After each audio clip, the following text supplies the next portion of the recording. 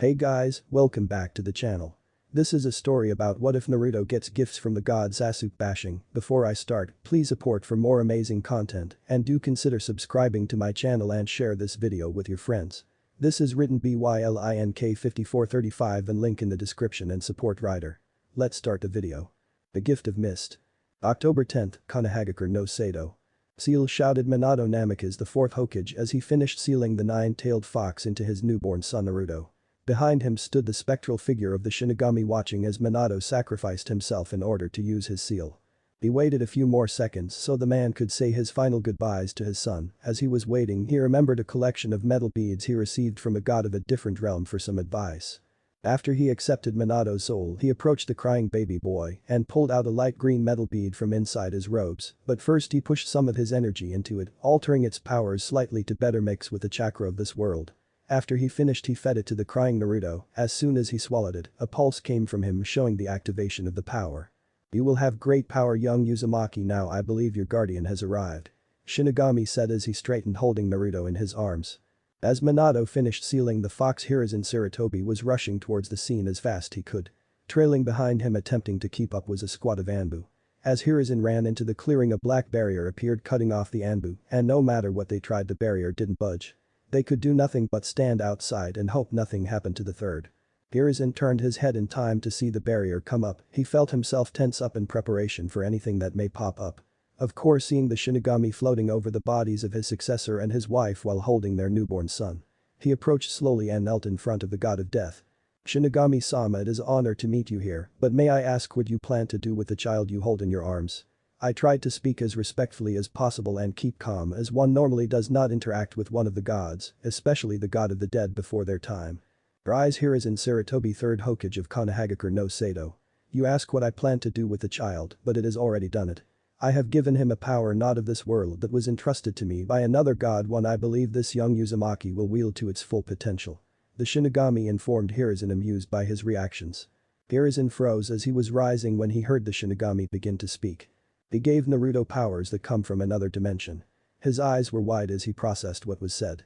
"You seem surprised by what I have told you, Sandame. Yes, you caught me off guard by what you have told me, but what have you given the child? In due time, Hiruzen, you and the child will learn of his powers, and before I return him to you, I require your services, Hiruzen." "Of course, Shinigami-sama," Hiruzen said, bowing his head.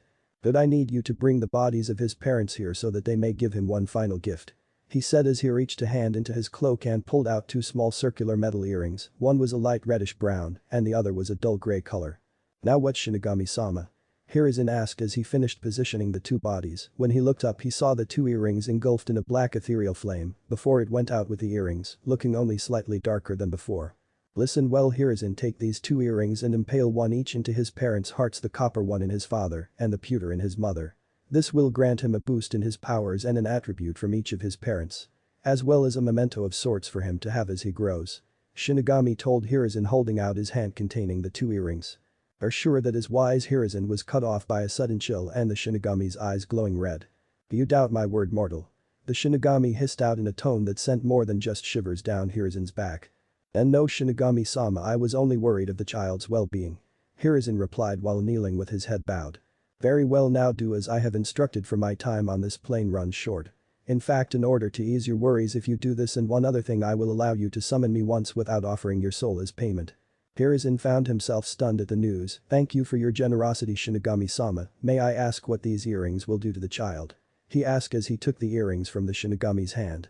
"As I stated before, they will grant him a boost in his new abilities when they appear, and copper earring will also grant him some of his father's mental fortitude, giving him a stronger mind and resolve, or as you are fond of saying, his will of fire. The pewter one will strengthen his Uzumaki traits. He might also inherit one of his mother's elemental affinities." "That is quite a lot, Shinigami-sama," Hiruzen said as he knelt next to the two bodies, and after a quick prayer, he thrust the earrings into their hearts. Luckily, the wound from the Kikbi's claw provided him easier access, or else it would be hard to explain why they had a wound over their hearts. "Now what? After you remove them, quickly place them in his ears, one on each side. Be warned, Hiruzen, this technique is a double-edged sword as it will slightly weaken the seal placed on him, allowing the fox more influence over him. I assure you that the fox will not be able to escape, but do not be surprised if a physical trait or two changes. Now be quick, for my time to leave this realm quickly approaches."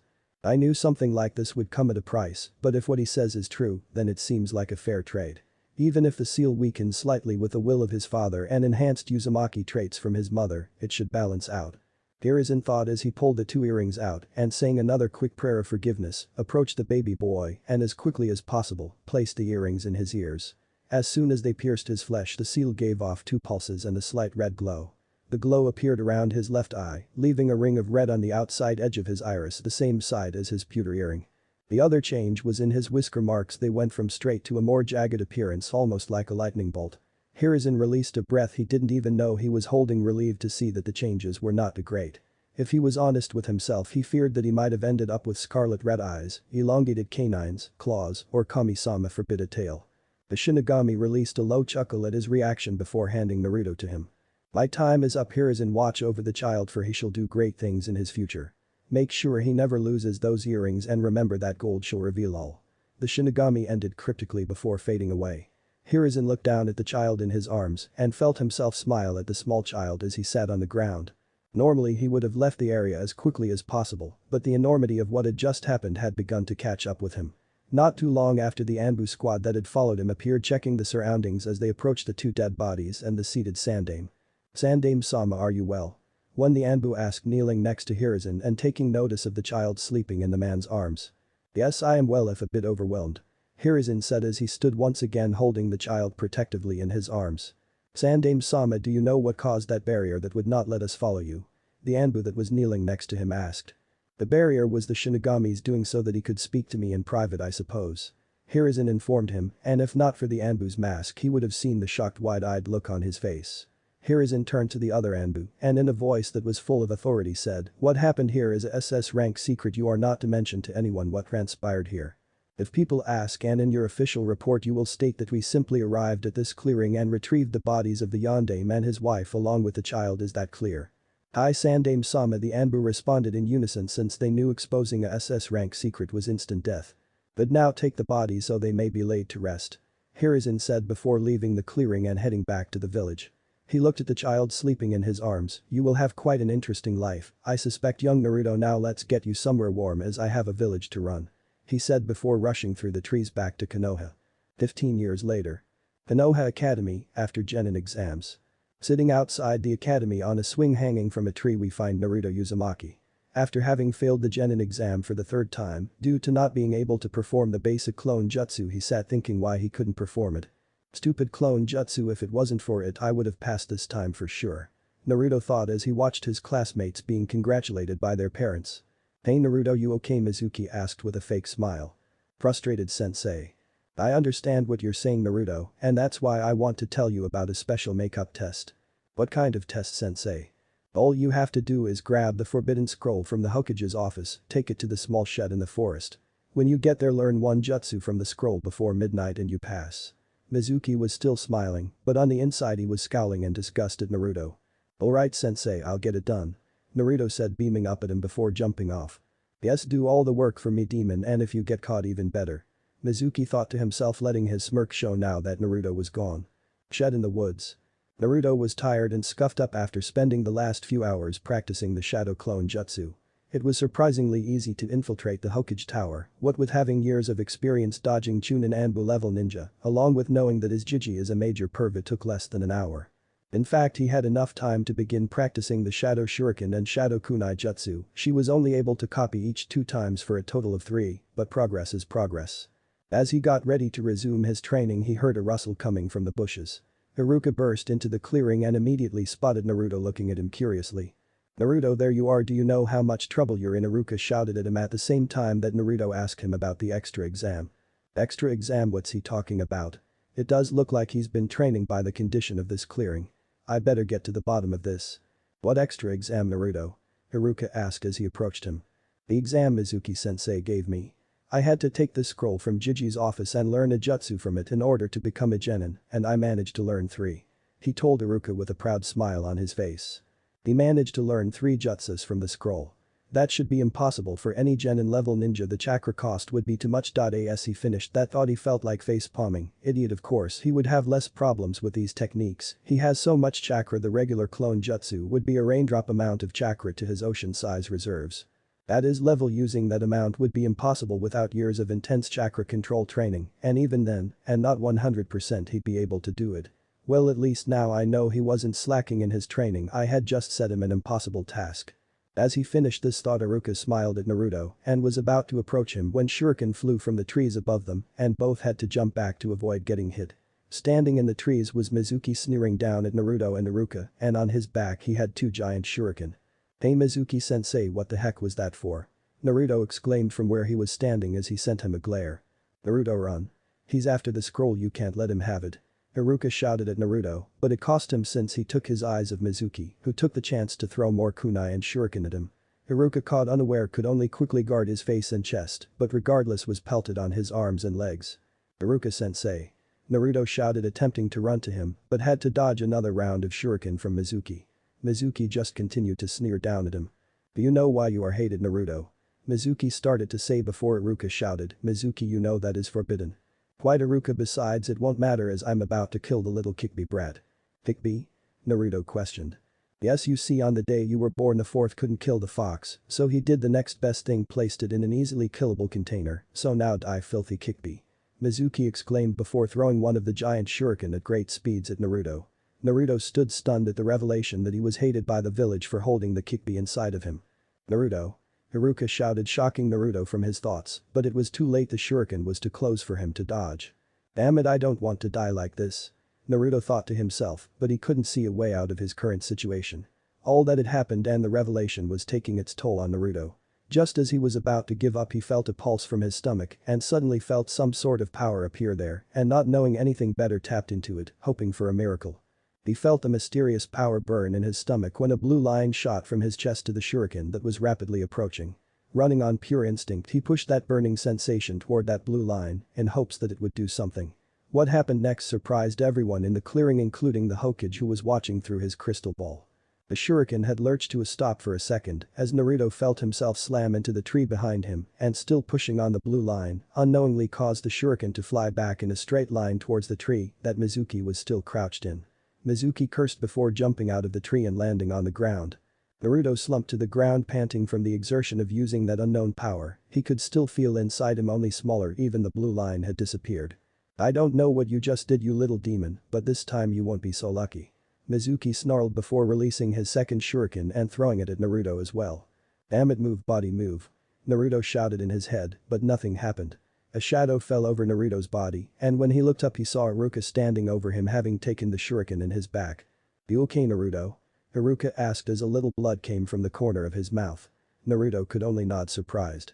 "Good, now hurry up and kick his ass so I can take you out to get some ramen," Iruka told him with a smirk. "Alright," he said, standing up and reaching inside himself again to the power resting in his stomach. He noticed that it felt a bit different than the last time. With a small mental shrug, he tried replicating that burning sensation from before and he felt his body tense up and become lighter. Smirking to himself, he ran at Mizuki faster than anyone that him able. Reaching Mizuki before he could shake himself of his surprise, he punched him with all his strength in the stomach. Expecting him to only be knocked back slightly, he was surprised when Mizuki was bent over his fist, spittle flying from his mouth before he flew back into a tree that groaned from the impact. Naruto stood there, fist still extended, with a wide-eyed look on his face. His eyes moved from his fist to Mizuki's groaning form before the last bit of the burning power inside him to reach Mizuki. He grabbed his head, the power already having left him and his body feeling tired from exertion, and slammed it into the tree, rendering him unconscious. Naruto stood breathing hard, amazed at what he had done. He could still feel a bit of that mysterious power within him, but it was minuscule now.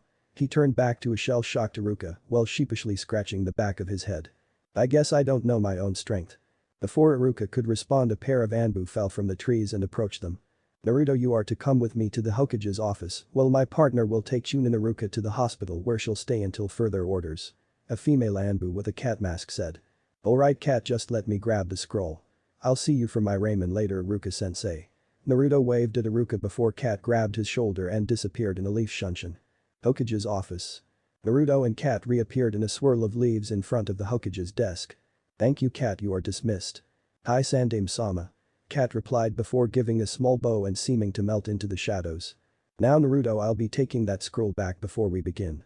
Hiruzen said, holding out his hand with a voice that betrayed no emotion. Naruto with head bowed handed him the scroll.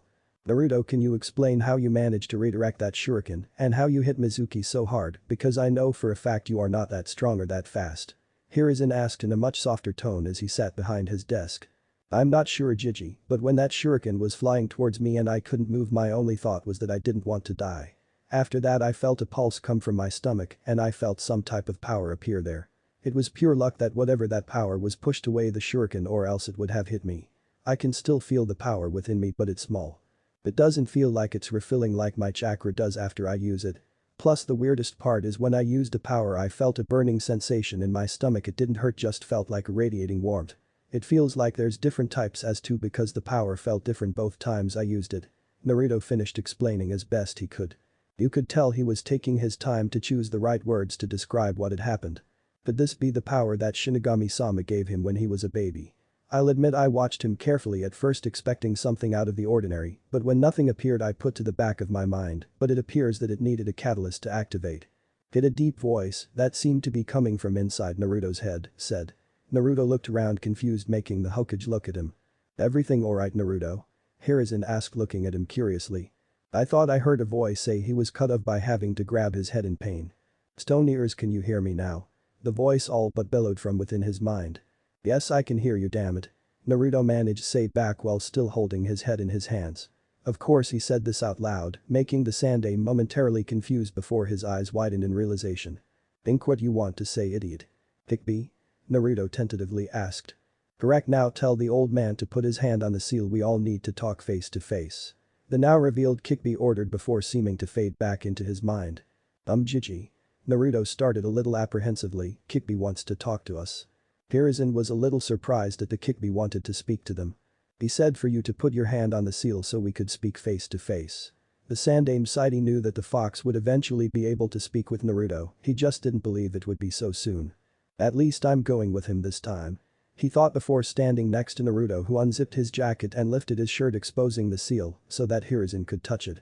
As soon as his hand made contact with the seal, both of them felt their vision darken before they appeared in what looked like sewage drain, complete with ankle-deep water.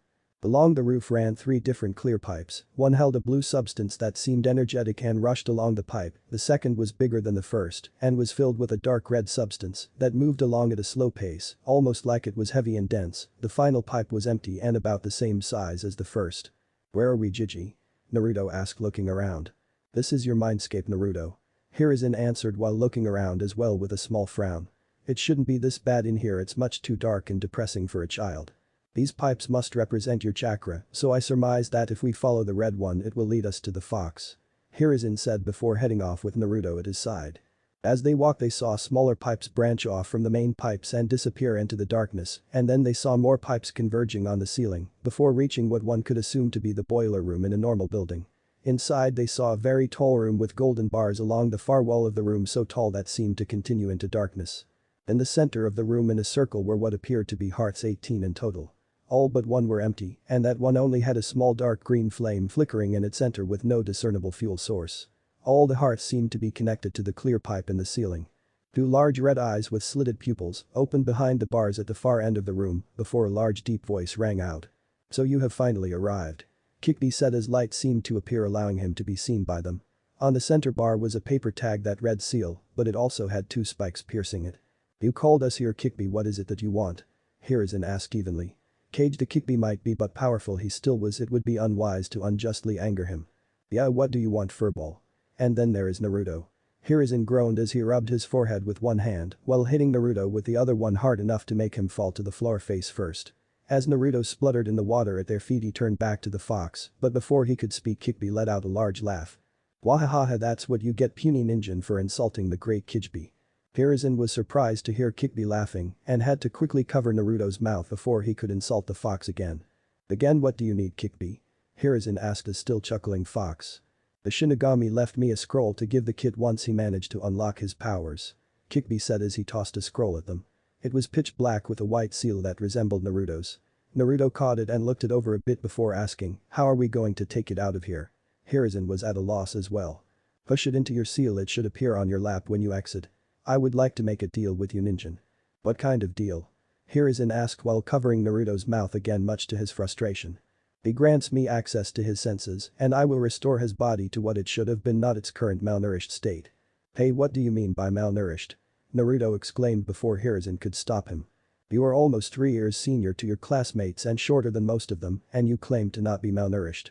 Hiruzen turned to Naruto as well, and looking him over, he had to admit that Naruto was short for age, in fact a tad too short. I've let my responsibilities cloud me to certain things, but this oversight is too much. Hiruzen thought before turning to Naruto, accept the deal Naruto, it is in your benefit to have your body restored to peak health. What do I have to do to? Asked Naruto. Drive the silver spike deeper into the seal, that should suffice. Kikbi said as he laid back down. What are these spikes anyways? Naruto asked as he approached the seal. Your parents' final gift to you. Kikbi said easily. This made Naruto pause, looking at them in slight wonder. But I don't have spikes anywhere on my body. The things in your mindscape are nothing but representations of your powers or anything affecting them. The seal holding me back does not appear as a cage on your stomach, even those hearts behind you do not show up on your physical body, but that power is represented by them. So these spikes must be a representation of something on your physical body. By earrings, I always wondered why they were two different metals. Now hurry up and push that spike in, and you might want to read that scroll, at the very least the entry for pewter, you might need it. On it. Naruto said before rearing back his fist and punching the silver spike. Red sparks flew as Naruto shook his hand in pain before grabbing his right eye in pain. When he took his hand away, a red ring had appeared in his eye, matching the one on the left. What was that for, Fox? You have more of my energy flowing through your body permanently. Of course some changes would have occurred, but since it is such a small amount, the change was not that pronounced. Kikbi said dismissively. Naruto looked up at the pipes and noticed that the red pipe was moving at the same pace as his own blue one. Now I believe that is everything. I will wait for you to get some pewter in you before I begin to fix your body. All of a sudden the Kikbi roared, sending them both flying back. Hokage's office. Both Naruto and Hiruzen were knocked back into wakefulness, making the Shinigami scroll fall to the ground. Are you alright, Hokage-sama? Kat asked, appearing at his side. I am fine, Kat, thank you for your concern, but how long were we out? Hiruzen asked as he settled himself back behind his desk. About 5 minutes. The scroll appeared out of the seal a few moments before you two awoke. Kat said as she eyed the scroll in Naruto's hands warily. Don't worry about the scroll, Kat, I know about it and where and whom it came from. And is this person trustworthy, Hokage-sama? Kat asked, still eyeing the scroll. There was something about it that didn't sit well with her. Plus the symbol seemed familiar to her, but she couldn't quite place it. Do you consider the Shinigami to be a trustworthy person, Kat? Hiruzen asked, looking at her from the corner of his eye. Kat felt her body stiffen at the mention of the god of death, the Shinigami. But why would the scroll be in Naruto? Of course his seal is the Shinigami's seal, he could have easily placed it there, but why? Hiruzen watched his Anbu in amusement, seeing her body, and he could imagine her eyes widening behind her mask. Is that all, Kat? Hi, Hokage-sama. She said before once again disappearing into the shadows. Naruto was still looking the scroll over and trying to figure out how to open it. Push your chakra into the seal. If that doesn't work, add some of your blood and repeat. Oh, thanks, Kikbi. Naruto thought before pushing chakra into the seal, making it spin before it split down the middle, allowing the scroll to unroll. The paper inside was the same pitch black shade as the outside and was written in hand elegant with white ink. Along the bottom were a number of seals, some were white while others were red. Do you want me to read this out loud for you, Gigi? Might as well, Naruto, but first, Hiruzen turned to the ceiling. What you're about to hear is an S-rank secret, are we clear? A chorus of highs were heard before Hiruzen nodded for Naruto to continue. Allomancy is the ability to burn certain metals for a variety of effects or abilities. One who can burn all the metals is called a Mistborn, while those who can only burn one are called Mistings, as well as a nickname specific to each metal. Allomancy is genetic, and the purer the line, the more likely Mistborn will be produced, and if not, it is almost certain that the rest will at minimum a Misting. When you ingest metals, they will appear within you ready to be burned. Each metal has a specific ability, and each base metal comes with a paired alloy of it. Be warned, alloyed metals must be in specific mixture, or else they may make an allomancer sick and at worst kill. In the seals are 2 samples of each metal, along with a small explanation of what they can do. Some of them will be locked until you gain more experience.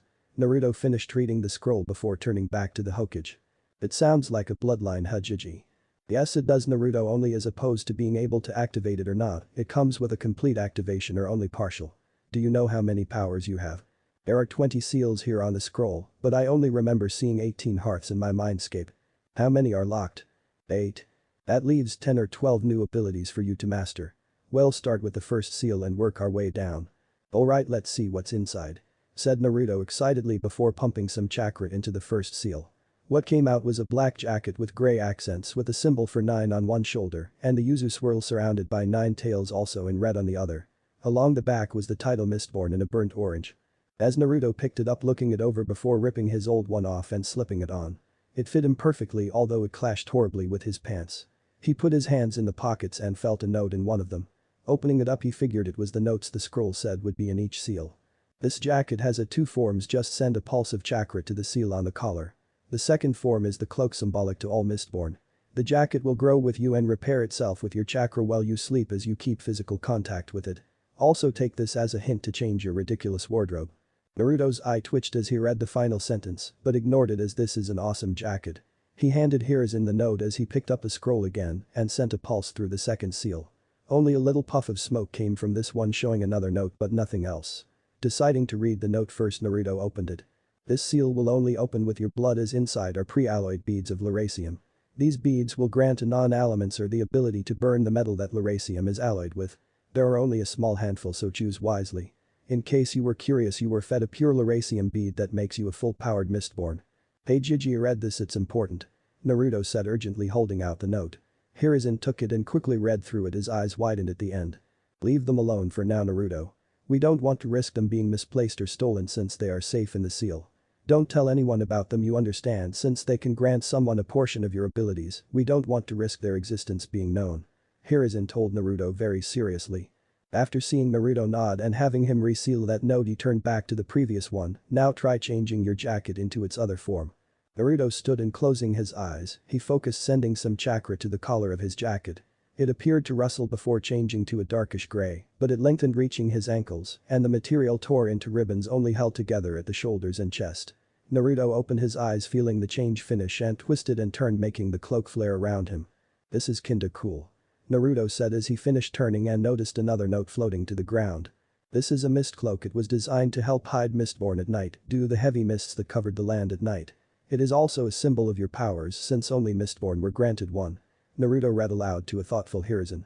It might not be of much use now, but who knows, it might be helpful later. He commented as Naruto switched it back into a jacket. Hey, if the first two seals were just things for me to use, that means the rest should hold the metals, right? Open the third seal then. Hiruzen was now curious as to what kind of powers Naruto would get. 2 small glass vials and a note appeared from the seal. Hiruzen grabbed one of the vials while Naruto read the note aloud. Iron pulls metal directly towards you. What you can pull will be affected by your weight and anchor. That was it, a simple one-sentence description of the power. What do you think, Gigi? Should I give it a go? Naruto asked, shaking the other vial, causing the liquid and iron dust to swish around. Wait until tomorrow, it's getting late, let's see what the others can do first. Naruto nodded and unsealed the next metal. They followed the same pattern, Naruto unsealing the metals and reading the note while Hiruzen took one of the vials to send them out to get more. Steel pushes metal. Pewter enhances one's body. Tin enhances all 5 senses. Bronze senses allomancy. Copper shields use of allomancy in a cloud effect. Zinc enflames emotions. Brass dampens emotions. Were the next 7 metals each with 2 vials, but the last 2 metals only had 1 each. Gold shows users possible futures under different circumstances. Iridium allows user to see a few seconds into the future. They were both a bit amazed by the wide variety of abilities and found some more interesting than others. Hiruzen knew all of these metals and could get the alloyed ones from an old friend. The only one that he didn't recognize was the last one, iridium, and arguably the most powerful. He looked up to Naruto, who was still holding the last note. Naruto, there seems to be more written on the back. He watched him flip it over, looking slightly sheepish. This metal is not natural to your world. The 2 beads in the vial are free, but more will be rewarded if you do some missions for me. Scrolls will appear from your seal when I need something from you. Complete them and a new vial will appear in the scroll. Depending on the difficulty, the amount will change, ranging from 5 minutes to 1 hour. Impress me enough and I might give you the means to mine your own. As soon as Naruto finished reading the note, he felt a pulse come from his stomach before a smaller pitch black scroll appeared on his lap. That's going to take some getting used to. Naruto said as he rubbed his stomach. Picking it up, he unrolled to see what his first mission would be. Hiruzen looked on, seeing as he technically couldn't do anything against it since it is a mission from a god. This is more a bounty hunt than a mission. What I need you to do is draw your seal with my name written in the space on both sides and slap it on any of Orochimaru's cursed seals. The seal must be written in with your fresh blood or else it will not work. This will not get rid of the cursed seal, but it will allow me to devour the soul shards. 15 minutes per soul shard. Hey Gigi, who's Orochimaru? Naruto asked looking up from his scroll. Hiruzen stiffened a bit hearing the name but answered regardless. He is a trailer to Konoha, why do you ask? The scroll says that if I place this seal over Orochimaru's cursed seal, so the Shinigami can devour the soul shard contained in the seal, I get a 15-minute bead. What about the cursed seal? It says that only the soul shard will be removed and the seal stays. Naruto said after looking at the scroll again, what does this seal look like anyways? I'll show you tomorrow, or should I say later since it's past midnight already. Alright then Gigi, I'll see you later so we can test some of these out. Did you get the pewter for Kikbi? As soon as Naruto finished his question an Anbu appeared with package in hand. The pewter you asked for Hokage-sama. The Anbu said leaving the package on the desk before sunshining away in a swirl of leaves. Here you go Naruto, this one is on me, but afterwards you will have to buy your own. The direction is in the box with the vials. I hope to see you tomorrow as well and good luck. Bye Gigi. Naruto exclaimed before he jumped out the window, mist cloak forming halfway and landing on a nearby roof. He quickly disappeared into the night. Naruto's apartment. Naruto set his new jacket in his closet and the scrolls on his nightstand before opening the package. Inside were 10 vials with a large quantity of a silvery-looking dust. What do you think Kikbi, will these be enough? Naruto asked his tenant as he inspected a vial. Drink one of the vials and burn it for 10 minutes, we should be able to figure out the burn rate from that. Alright then, bottoms up. Naruto said out loud before drinking the contents of the vial. He was grateful for the liquid in the vials, making it easier to swallow the pewter dust. He instantly felt the well of power inside grow immensely. Damn it kid, it's bright as hell in here now. Why, what happened? One of those hearth things in here has a giant flame in it now. Interesting, but I better see about burning this. He closed his eyes and felt for the well of power and thought of the flame burning brighter. He felt his body tense again, ready for a fight. 10 minutes later he let the power go and felt his body relax. What's the verdict? About 5% burned away. So one vial is good for 2 hours. How long will it take you to fix my body? 5 hours. 2 more vials then, and then what, want me to lie down and let you work? Yes, you might want to get something to bite down on because this will hurt. Naruto gulped before ripping a chunk of cloth from his old orange jumpsuit and putting it in his mouth. Sitting down on his bed he drank the 2 other vials before laying down and burning them. Alright, let's get started. See you on the other side kid. Was all the fox said before Naruto's body was encased in a red energy and the pain began. His concentration almost slipped before he focused on the feeling of the burning metal and nothing else, or at least he tried. The feeling of acid in his blood, breaking and reforming bones, and a sensation of being boiled alive made him almost black out. He willed himself to stay awake and not thrash around in case he damaged something. Time seemed non-existent, all he knew was pain and burning, those 2 feelings and nothing else. After what seemed an eternity but was really the 5 promised hours, the red energy returned to the seal and the blonde let out a small sigh before letting sleep take him. Tests and truths. Naruto groaned as he opened his eyes and removed the wad of cloth from his mouth. His body was stiff and sore from all the changes and he felt off balance. Take some pewter, it should keep you on your feet until you become accustomed to your new body. Now leave me alone unless something important happens. Kikbi said before cutting the link. Naruto reached into himself but noticed he had no more pewter, so he reached over to the box and pulled out another vial. As he reached over he heard a ripping noise and his shirt fell off. Looking down he noticed his pants were halfway to his knees and very tight. Chugging down the vial and burning it, he managed to pull off his pants and made his way to the bathroom. Looking at himself in the mirror he was shocked. He stood at 160 centimeters, 5 feet 3 inches, his hair grew to the base of his neck in the back and was just passing his eyebrows in the front. All the baby fat was gone on his body, leaving him a more angular face and a swimmer's body, all hard compact muscle. After taking a quick shower and getting dressed in his biggest clothing, that still felt a bit tight on his chest and his shorts were about an inch above his knee. Unfortunately he had no shoes, so he substituted that with tape wrappings. As soon as he grabbed his black jacket he felt some of his chakra drain into it before it resized itself to fit his new form perfectly. Putting the hood up to shadow his face he left his apartment and headed to the Hokage Tower. He had to adjust the use of his pewter after his first failed attempt to jump onto a roof and overshooting it by a few feet. Now burning pewter as low as he possibly could, he made his way to the tower. Once there he bypassed the secretary as usual and entered the office. Hey Gigi, Naruto was cut off by an Anbu's arm against his chest and a hand ripping his hood of his head. Naruto felt the Anbu stiffen slightly before he heard a hesitant Naruto. Yeah Gigi, it's me. Naruto answered, taking notice of the deeper sound to his voice in the silence of the room. So he came through then? Hiruzen asked as he dismissed the Anbu with a signal allowing Naruto to sit. Yeah, but it's definitely not something I want to do again. Naruto said, shuddering a little. It seems you shot up 15 centimeters, 6 inches.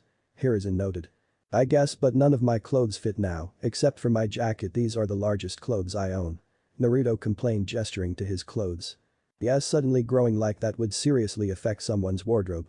He looked him over again. How are you moving around so easily? Your balance and coordination should be off. I'm burning pewter. It helps with my balance, though I'm only using it lightly because I overshot my first jump by a couple feet on my way here. Well, it did say that it enhances your body, but that's for later. First go to the shop where I ordered your metal. You can get a few sets of clothes there on my account just this once, and don't worry about him not serving you. He is an old friend of mine. Come back after you get your clothes. Be back in a bit, Gigi. Naruto shouted before jumping out the open window onto a rooftop 2 buildings away. At metalsmith's shop. Naruto looked at the card in his hand before looking up at the building in front of him. It didn't look like a shop for shinobi, but the old man suggested it, so might as well give it a try. Walking in, he immediately noticed the inside did not match the outside. Along the wall were various types of weapons ranging from simple bow, staffs and sword to more intricate and ornate weaponry whose names he did not know. In the middle were shelves stacked with ninja basic weapons such as shuriken, kunai, and senbon needles. Walking up to the counter, he noticed a man who appeared to be around the same age as the Hokage with soot-stained gray hair and a stocky build. From what he could see, he was wearing a thick leather apron, leaving his arms exposed, and thick gloves on his hands. Ah, Uzumaki, Hiruzen told me you would be stopping by soon enough, but he didn't tell me that you would have grown so much overnight. He commented, looking him over. Well, regardless, the name's Ryu, and he told me you would be needing more metals like the pewter vials I delivered yesterday. Yes, they were great help. He told him, nodding with a smile. Why did you need so much pewter anyways, and in dust form? It was actually a lot more than I needed. In fact, I've only used 4 so far. In fact, I'm still using the 4th one. Still using? Ryu asked, intrigued. I can burn certain metals inside my body that cause different effects. Like a bloodline. Yeah, I barely awoke it yesterday, and my growth was a cause of that as well. Naruto easily said, not wanting him to know about his deal with Kikbi. So all those little vials Hiruzen sent me were samples of the metals you could burn? He asked with a curious expression. Yeah, as far as I know those are it. Just make sure the alloyed metals match the samples or else I could become sick. Really? It's something about my bloodline rejecting it, kind of like a body rejects blood of a different type. Said Naruto, speaking from experience. Alright, that's easy enough to do, so don't worry about that. So did you come here for more of them vials or something else? Gigi told me I could get some clothes here since none of mine fit me anymore. Naruto said, gesturing to his clothes again. Yeah, we got clothes in the back over there and we do some basic customization, but nothing too fancy. Okay, thanks. Naruto told him before heading off to look at the clothes. Looking at the available clothes, he noticed that he only had darker colors available. Resigning at the loss of orange, he grabbed 3 wire mesh shirts that reached his elbows, 3 dark gray and 3 deep scarlet shirts, 3 pairs of simple gray sweatpants, 5 pairs of black Anbu style pants, black shinobi sandals, and lastly a pair of gloves with the fingers cut of and non-reflective metal plates on the knuckles and back of hand. Ducking into the changing room, he put on one of the mesh shirts, Anbu pants, gloves, and sandals. With his jacket over the top and unzipped, he pulled a fairly good look. Taking the rest of his purchases back to the counter, he gave them to Ryu and waited. This it? Ryu asked, looking over his purchases. Plus what I'm wearing minus the jacket. Alright, and are you paying or what? Gigi said to put on his account this time. And your Gigi is? Hokage. Alright, I'll confirm with him later, so anything else? You said you did small customizations, right? Yeah, what did you want? On the black pants, could you add a red strip like the ones on my jacket? Naruto asked, showing him his jacket. Yeah, that should be no problem. I got a part-timer that does it since I suck at sewing. She's training with her team, so I'll let her know when she comes in. Alright, I'll take the rest with me then. Okay, then just let me seal them up for you. Ryu told him before pulling out a small scroll and sealing his clothes in it. Naruto accepted it with a nod of thanks before leaving the shop and heading to Ichiraku's for some ramen. Ichiraku ramen stand. Naruto stepped past the flaps, sat down at the counter, and immediately began to order. Hey old man, Naruto was cut off by Kikbi. If you are going to order ramen, get some with meat like pork or beef, hell even chicken would be fine. Just no more miso and add more vegetables. 2 large beef ramen with extra vegetables. He finished less enthusiastically. Are you calling old man Naruto? Tucci asked at the end after shouting. Yeah, it's me. Naruto answered while standing again. What happened to you, boy? He asked curiously as Naruto was almost reaching his eyes when before he barely reached his chin. Growth spurt. Naruto told him with a shrug. Growth spurt. Tucci looked at him deadpan, showing he didn't believe him. Bloodline. Naruto finally admitted, knowing he couldn't lie to the man who cooked his ramen. That makes more sense. Tucci said, nodding before turning back to the kitchen. I heard you correctly on the 2 beef with extra veggies, or am I going senile? No, you heard me right, someone told me I should eat more vegetables and might as well eat them with ramen, should make them taste better. He said before hearing a voice behind him. Hey dad, I'm back from the market. AM announced as she walked into the stand. She heard a small shout of AM-chan before being engulfed in a strong hug.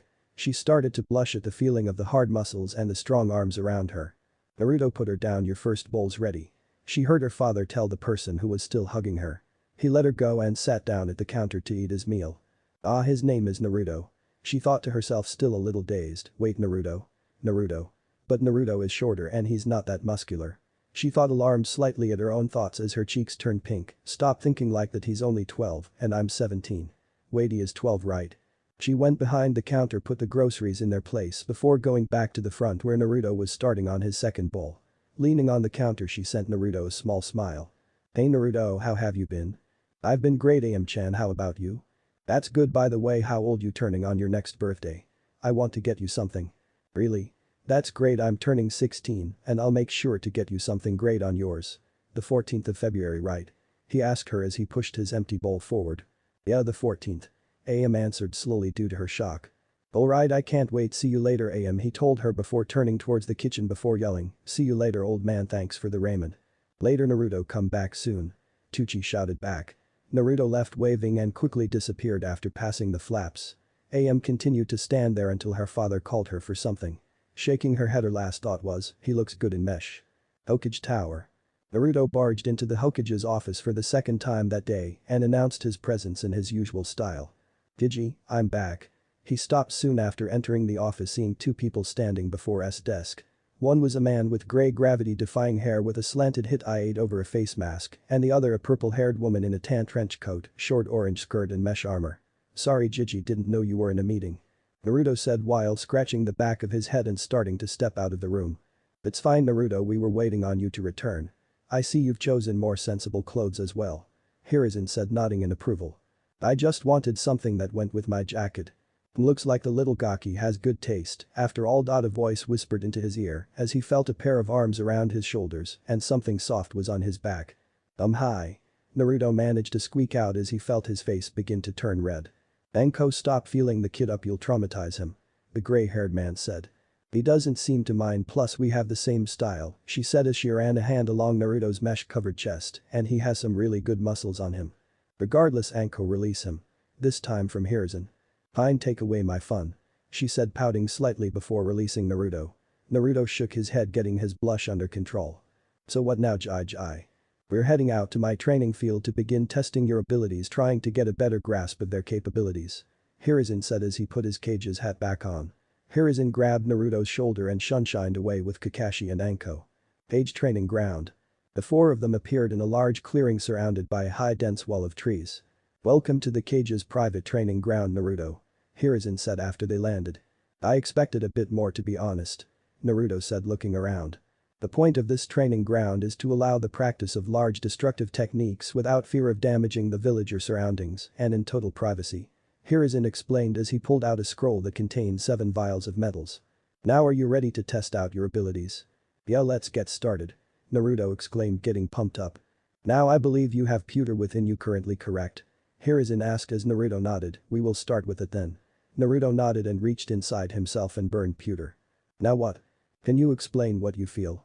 It feels like my entire body has tensed up and ready for action, all of my minor aches have disappeared, and I feel warm.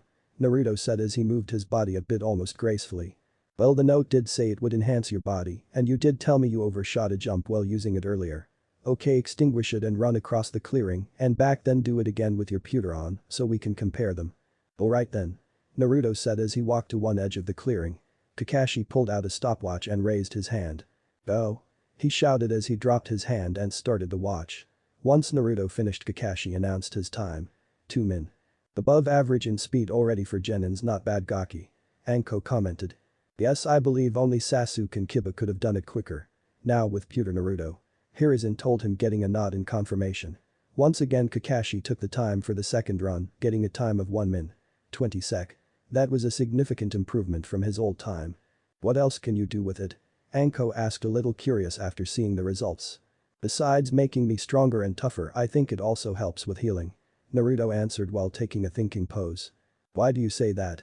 Well, last night I downed enough to last me through the fox's rebuild of my body made it so I could endure it easier or something like that. Well, we can't fully test everything it can do. I suppose we get a basic idea of your abilities and the rest you will figure out through training and experimentation. Hiruzen said after a moment of thought, which one is next? Didn't I think being the partner of this one? Naruto said, grabbing the scroll that contained the metal samples. What's that one do? Kakashi asked. Enhances my senses. Naruto replied before downing the contents of the vial. Alright, here goes nothing. He said before quickly covering his eyes. Naruto, you okay? Hiruzen asked, starting to move towards him. Oh damn it, that hurt, and shut it, stupid fox. Naruto growled before straightening, but he still had his eyes closed. I'm fine, but the sudden increase in light hurt my eyes. I think it might be too bright out here to have my eyes open right now, but besides that it works like the note says. I can hear a lot better, I can smell things I couldn't a moment ago, like smoke and ink from Ujiji, dog from Kakashi, and something sweet and metallic from Anko. That's 3 senses that appear to have had a significant boost. What about the other 2? Hiruzen asked. Well, I can definitely feel the clothes I'm wearing a lot easier now, and I can taste my breakfast from earlier. Can you boost a specific sense instead of all of them? Let me try. Naruto said before his face scrunched up in concentration. A couple minutes later he opened his eyes while shaking his head. The best I can do is keep it at a low burn, I guess would be the correct term, and keep the boost smaller. Then you will need more practice so that you don't succumb to sensory overload. Although you have an advantage over most people with enhanced senses in that you can turn your off at will. Hiruzen observed. So next one then, Naruto asked, reaching for the scroll again. Oi, ninja. Yes. Get me out of here with those 2 flames in here, it's bright as hell. And how am I going to do that without destroying the seal? Just make one of those shadow clones while using some of my chakra. Fine. Naruto said before making the seal for the jutsu while channeling some of Kikbi's chakra. A red puff of smoke later and a miniature Kikbi was sitting next to Naruto. He was only slightly bigger than the average fox, but he was still Kikbi, so his appearance got shocked looks from the others in the clearing. Ninjas. Kikbi said as he stretched out his body before flexing his tails. Naruto, what the hell? Hiruzen exclaimed in shock. Relax, Jiji, it's just a shadow clone with his mind in it, along with his shape. He only has a small bit of chakra, and if he uses that he'll go poof. Naruto explained quickly. The others in the clearing visibly relaxed before looking at the miniature Kikbi again. Yes, but why did you release him in the first place? Hiruzen asked again more calmly. It was easier than hearing him complain. Naruto said, shrugging before getting a tail to the back of the head. What the hell, Kikbi? Don't insult the great Kikbi. Was his simple answer before he walked to the edge of the clearing and laid down with his head on his paws watching them. So next metal then? Naruto asked, unsealing another vial. Yes please. Hiruzen said while rubbing his eyes in frustration. He was getting too old for this shit. He watched as Naruto drank the next vial and then stared down at his chest and around him. What do you see? A lot of blue lines are coming out of my chest and are connected to you guys mostly. Some are thicker while others are almost transparent. Which metal was this again? Iron, the metal pulling one. Naruto said before pulling off one of his gloves and tossing it a few feet in front of him. He stared at it for a second before it flew straight at him and would have hit his chest. He hadn't caught it. Note to self, be careful when using it with pointy objects. Now try taking this staff from my hand. Hiruzen told him after unsealing a staff from somewhere. Naruto shrugged before he stared at the staff. Hiruzen felt a pull from the staff before he gripped it tightly and used chakra to anchor himself to the ground. Naruto then stumbled forwards before Hiruzen felt the lack of pressure from the staff. What you do, Jiji? Naruto asked as he regained his balance. Remember, the note said that this metal was affected by your weight and we see what happens when you pull something heavier than you. Oh okay. What about the difference in the lines? Kakashi asked, fairly curious about this skill. I think it might be a mix of metal amount and distance. The line that's connected to my gloves was fairly thin, even though it was close, while the line to the staff was solid, even though it was a fair distance away. Naruto slowly explained while examining the lines only he could see. Interesting, try the next one, steel if I remember correctly. Hiruzen told him. Right. Naruto responded quickly, downing the next vial. He held his glove in front of him in the palm of his hand before it suddenly shot off across the clearing. As it flew it started to drop towards the ground before finally landing and not moving near the other end of the clearing. I assume it's out of your range now? Hiruzen asked Naruto. Yeah, as it flew farther away the line started to thin until I couldn't see it anymore, that's when it finally dropped. Naruto explained before he took a couple steps forward and his glove flew at him again so he could catch it. He noticed one of the metal lines around him start to move before it began to thicken, letting him know something metallic was flying towards him. He instinctually pushed on it to stop it from flying at him before he turned around, seeing a kunai about to fly off in the other direction before he let it go, letting fall to the ground. Good reflexes. Anko commented as her hand returned to her trench coat pocket. What the hell? Naruto shouted at Anko while pointing at her. Yes, Anko, please explain. Hiruzen asked her. I was bored, besides it would only have cut his cheek, no big deal. She said, shrugging. Besides, now we know he can stop projectiles and apparently throw them right back if I'm not mistaken. She finished saying with a smirk. Very well, but next time at least tell me beforehand. Hiruzen told her, use the next one, Naruto, I'm curious if it will even work. Fine. Naruto said, still keeping a wary eye on Anko. He grabbed the vial containing bronze and drank it. When he started to burn it, he noticed something different from the other metals. This one is using my chakra. Naruto said, surprised. Really? Hiruzen asked, curious as to difference. Yeah, but I'm not sure what it's supposed to because he stopped talking and closed his eyes. Hey Gigi, can one of you move around or shunshin somewhere? I think I know what this does. Hiruzen nodded before pointing at Anko, who nodded before using a quiet shunshin to appear on the other side of the clearing. I was right. Naruto exclaimed, opening his eyes. So what's it do then, Naruto? It lets me feel your chakra. I didn't notice right away because I was looking for a change in me like the others, but I can feel pulses coming from each of you. The pulses sped up before Anko shunshined, and then I felt one set of pulses coming from behind me. Naruto explained. Pulses? Hiruzen asked, since it sounded different from what other sensors have explained of their powers. Kinda like a drum beat, I guess each of yours is a bit different. Like. Kakashi's feels fast, Anko's feels wild, and yours Gigi feels steady. Anything else? No, maybe more practice then. Naruto said, shrugging his shoulders. Alright then, what's the next one? Upper supposed to be a shield. Naruto said as he drank from another vial, this one is taking my chakra too. He said before noticing the shocked expressions on the other faces. Naruto, can you still feel your chakra? Hiruzen asked quickly. Yeah, I can still feel it. Can you do a jutsu for us? No problem. Naruto said before making a pair of shadow clones appear next to him. Did either of you two notice that? Hiruzen asked the two jonin. Seeing them both shake their heads, he walked towards Naruto, and a couple feet away from him Kakashi shouted out. Okajama, your signature just disappeared as well. This caused him to stop and examine himself before turning to Naruto. Turn off your metal. He commanded. Immediately he was able to sense Naruto again. I can sense both of you again. Kakashi stated. Well, I'd say that particular skill would come in handy during a stealth mission. Being able to completely suppress your chakra signature along with those around you, many would kill for that skill. Anko said with a smirk. What you say is correct, Anko, but for the moment he can only extend his field a few feet around him, and we do not know if he can hide specific people or retract it to cover only himself. Hiruzen commented with a thoughtful look, these abilities are too new for us to speculate all of their uses. Until Naruto gains more practice with them will we have a better grasp of his strengths and weaknesses. Well, we're almost done, just 4 more left. Naruto said before taking another vial. A few seconds later the other 3 in the clearing started trying to dispel an illusion they thought was affecting them. Naruto, is that you? Hiruzen asked while ignoring his altered emotions. Yeah, although I'm not entirely sure what it is I'm doing. You are altering our emotions, making them feel more prominent. Hiruzen explained as he felt his emotions settle again. Not much use if you all immediately noticed the change. Naruto said before drinking the next vial. Again the other 3 felt their emotions change involuntarily, only this time they felt their emotional state settle to almost neutral. Yes, you are definitely going to need much practice with these two so you can become more subtle with them. Hiruzen stated neutrally until he felt his emotions return to their previous state. Last 2 then, and I only have one of the gold vials. Do the other one first, Naruto, I want to test something. Hiruzen told him as he gestured Kakashi forward. Alright, no problem. Naruto said before downing the bottle.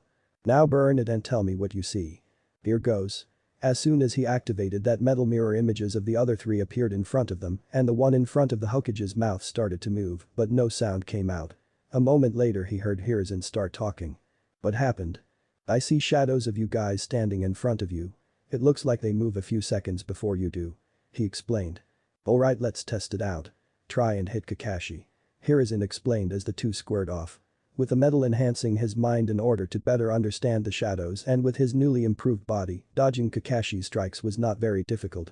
He had to start burning some pewter in order to fully dodge the strikes and look for openings in his defense, but even with Adium showing him where Kakashi would be, he instinctively knew if a hit would land or be blocked. After dodging a few more punches, Shadow Kakashi threw a punch at Naruto's head, which he dodged by crouching and moving to his right, leaving him with a clear shot at Kakashi's torso, which he quickly took advantage of. Impressive Naruto, now I want you to try again, but Kakashi, use your Sharingan this time. Hiruzen ordered. They squared up again, but this time Kakashi lifted his headband revealing his Sharingan eye. Immediately Naruto noticed a difference, the shadow made from his atium seemed to want to multiply into multiple shadows. Well, Kakashi seemed a bit confused as well. What do you two see? Hiruzen asked. My atium shadow seems want to split instead of being distinct. I'm not able to get a clear read on his intentions, since he wants to react to both possibilities, it makes him seem like he is going to go in multiple directions at once. Kakashi explained. I ran out of atium. Naruto exclaimed as he relaxed. It seems that metal would be considered your trump card, so to speak, Naruto. Hiruzen said as he began to smoke his pipe. This just leaves gold, right, Chiji? Naruto said, holding up the vial containing a small amount of gold dust in it. Wonder why he only gave me one though? The note said it would show a possible future, so I assume it's a personal thing as opposed to something that will aid you in battle like the others. Well, here goes nothing. Naruto said before drinking the final vial. As soon as he burned it, two shadows appeared in front of him but of himself. One looked like the old him, only covered in blood with red slit pupil eyes, claws on his fingers, enlarged canines and thick ragged whisker marks. He seemed full of hate and bloodlust. The other shadow was similar to him in appearance, only his eyes are a pure blue and he had straight whisker marks instead of lightning bolts shaped like his. What really got his attention was the white haori with orange flames that he wore. He walked around the shadow and on the back of the haori was written Naruto Namikaze with an yuzu swirl underneath it. This shadow was full of happiness and love, the complete opposite of the other shadow. After observing both of the shadows, his gold ran out, causing them to disappear, and he sat down heavily, his body shaking slightly. Naruto, are you alright? Hiruzen asked with concern as he approached him. What did you see? I saw two shadows of myself like when I was burning atium, one of them looked like my old self, but filled with hate and bloodlust. In fact, it would live up to the village's view of me, a demon in human form. The other one looked more like me, but cleaner, I guess, with pure blue eyes and straight whisker marks. But what I want to ask you is why he had a haori like the Yondames, but with the name Naruto Namikaze, Naruto exclaimed, turning to look at Hiruzen with a fierce look that was diminished somewhat by the tears that were beginning to form in his eyes. Hiruzen was shocked along with both Kakashi and Anko. Hiruzen took a deep steadying breath before crouching down and enveloping Naruto in a hug. Let's return to my office, since you know I can give some of the things your parents left me for you and an explanation for the decisions of foolish men. He felt Naruto nod against his chest and seeing the Kikbi clone pop, he turned to the other two in clearing. You may leave for now, we can discuss what you have learned here at a later date. I also assume I don't need to remind you that what you have learned here is a S-rank secret. They both nodded before shining away, but not before Kakashi gave one last look toward Naruto. Hiruzen easily transported them back to his office. He sat Naruto on the couch in his office before taking the seat next to him. You ask me why one of your shadows had the name Namikaze, Hiruzen started. The simple answer is because you, Naruto, are the son of the Yondaime Hokage Minato Namikaze and Kushina Uzumaki. You told me you didn't know who my parents were. Naruto said in a soft whisper, not looking at the old man. You have to understand something, Naruto. I did what I did for two reasons. One was to protect you from the enemies of your parents that would have come looking for your life if they had known you lived. The other reason was because I wanted to protect you from the very people of the village. Did you know it was your father's wish that you be seen as a hero who protected the village? Unfortunately, the villagers did not see it that way and only saw the beast sealed within you.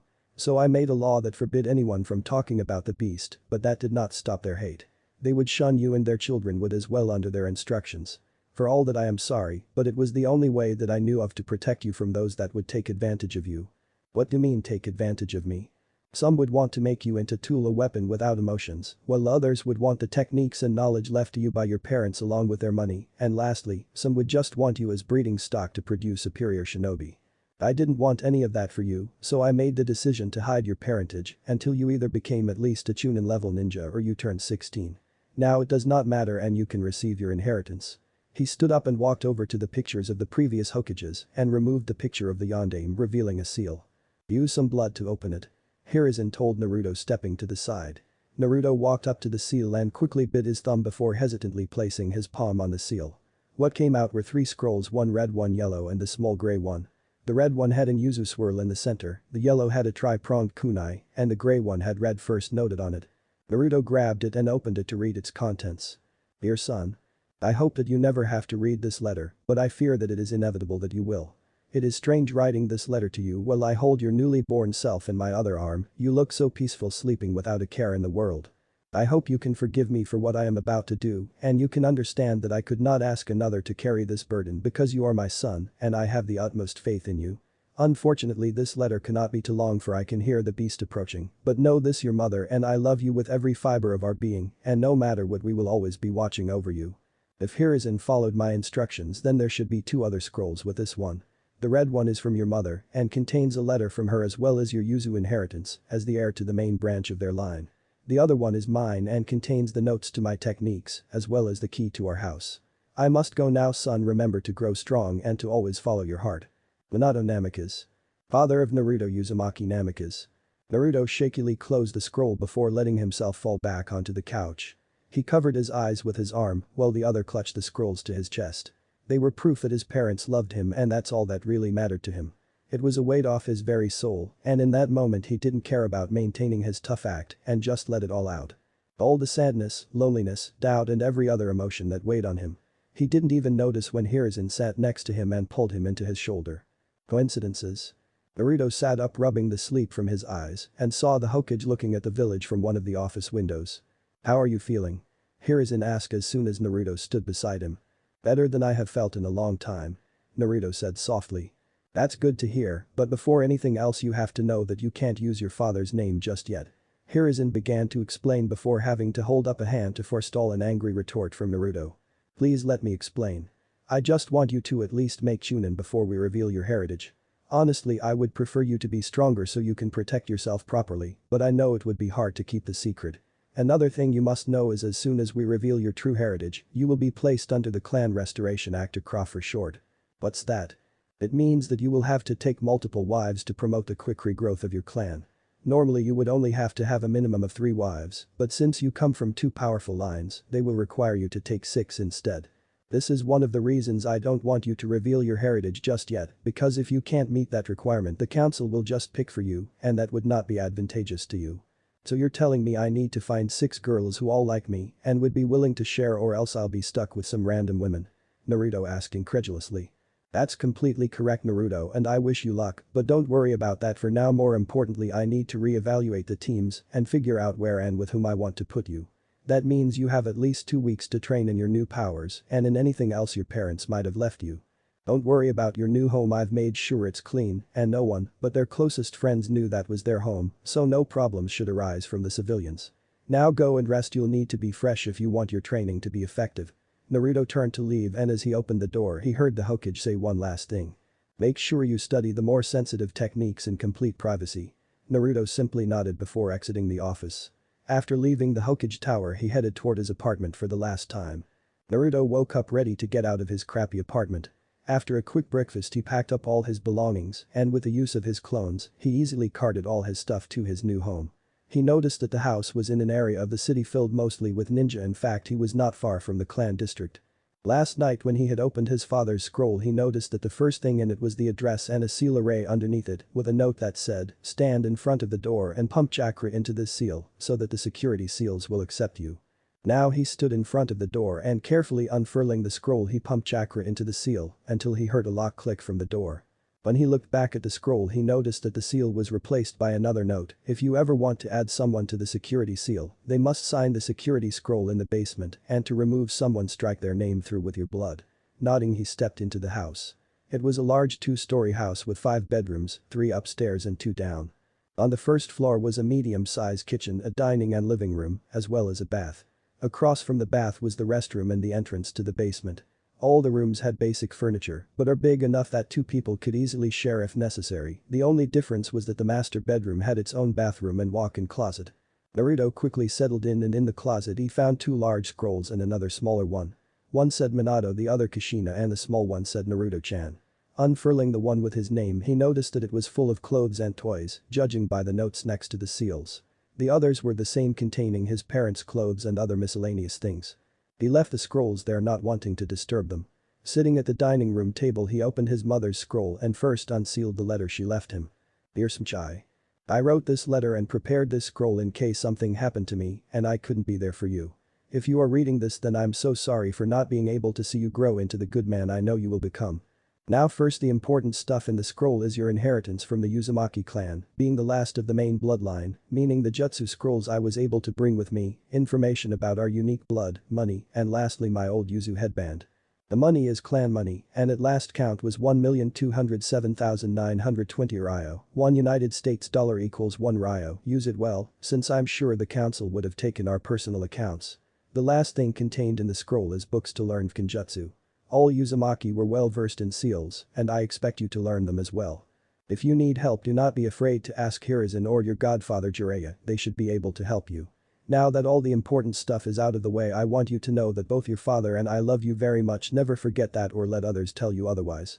Grow up to be a proud shinobi, but don't let the darkness of the world consume you. Remember, I want grandbabies to spoil when I see them, so make sure to pick women like your mom, strong and beautiful, none of those crappy fangirls. Looks like you agree with your mom if your kicks are anything to go by. Yes, I'm still pregnant with you as I write this, and you started kicking when I mentioned fangirls. It's the 1st of October, so it won't be long until you're born and I will be able to hold you in my arms. Now go and make you parents proud, and remember, we will always be with you in your heart. Hashina Uzumaki Namikaze. Naruto set the letter down while taking a few deep breaths to regain control of himself. After a few minutes he unfurled the scroll to the money section and saw a seal with a rectangle off to one side of it with the total amount contained in the seal. Using some bloody pump chakra into the seal, causing it to release a large amount of money onto the table, and after staring at it wide-eyed for a few minutes, he grabbed 1,000 before resealing it. Making sure he had everything he needed and nothing important was left out, he headed out to Ryu's shop. He was about to leave when he turned back to his mother's scroll, unsealed her headband and tied it to his arm under the Yuzu swirl. Metalsmith shop. Tenten was bored. No one had come into the shop and her boss had told her that she would have to customize some clothes as well. She was about to go grab the clothes to at least have something to do when she heard the door open. Turning around, she saw a tall blonde enter the store. She didn't see much else since her eyes were glued onto the man's mesh-covered abs. Even in a village filled with ninja, not many had well-sculpted bodies since they mostly rely on their chakra to boost their bodies. "Ten-chan, that you?" she heard before shaking her head to clear it. Looking up, about to chew this guy out for calling her that, she stopped when she saw his face. "Naruto-kun, when did you get so tall?"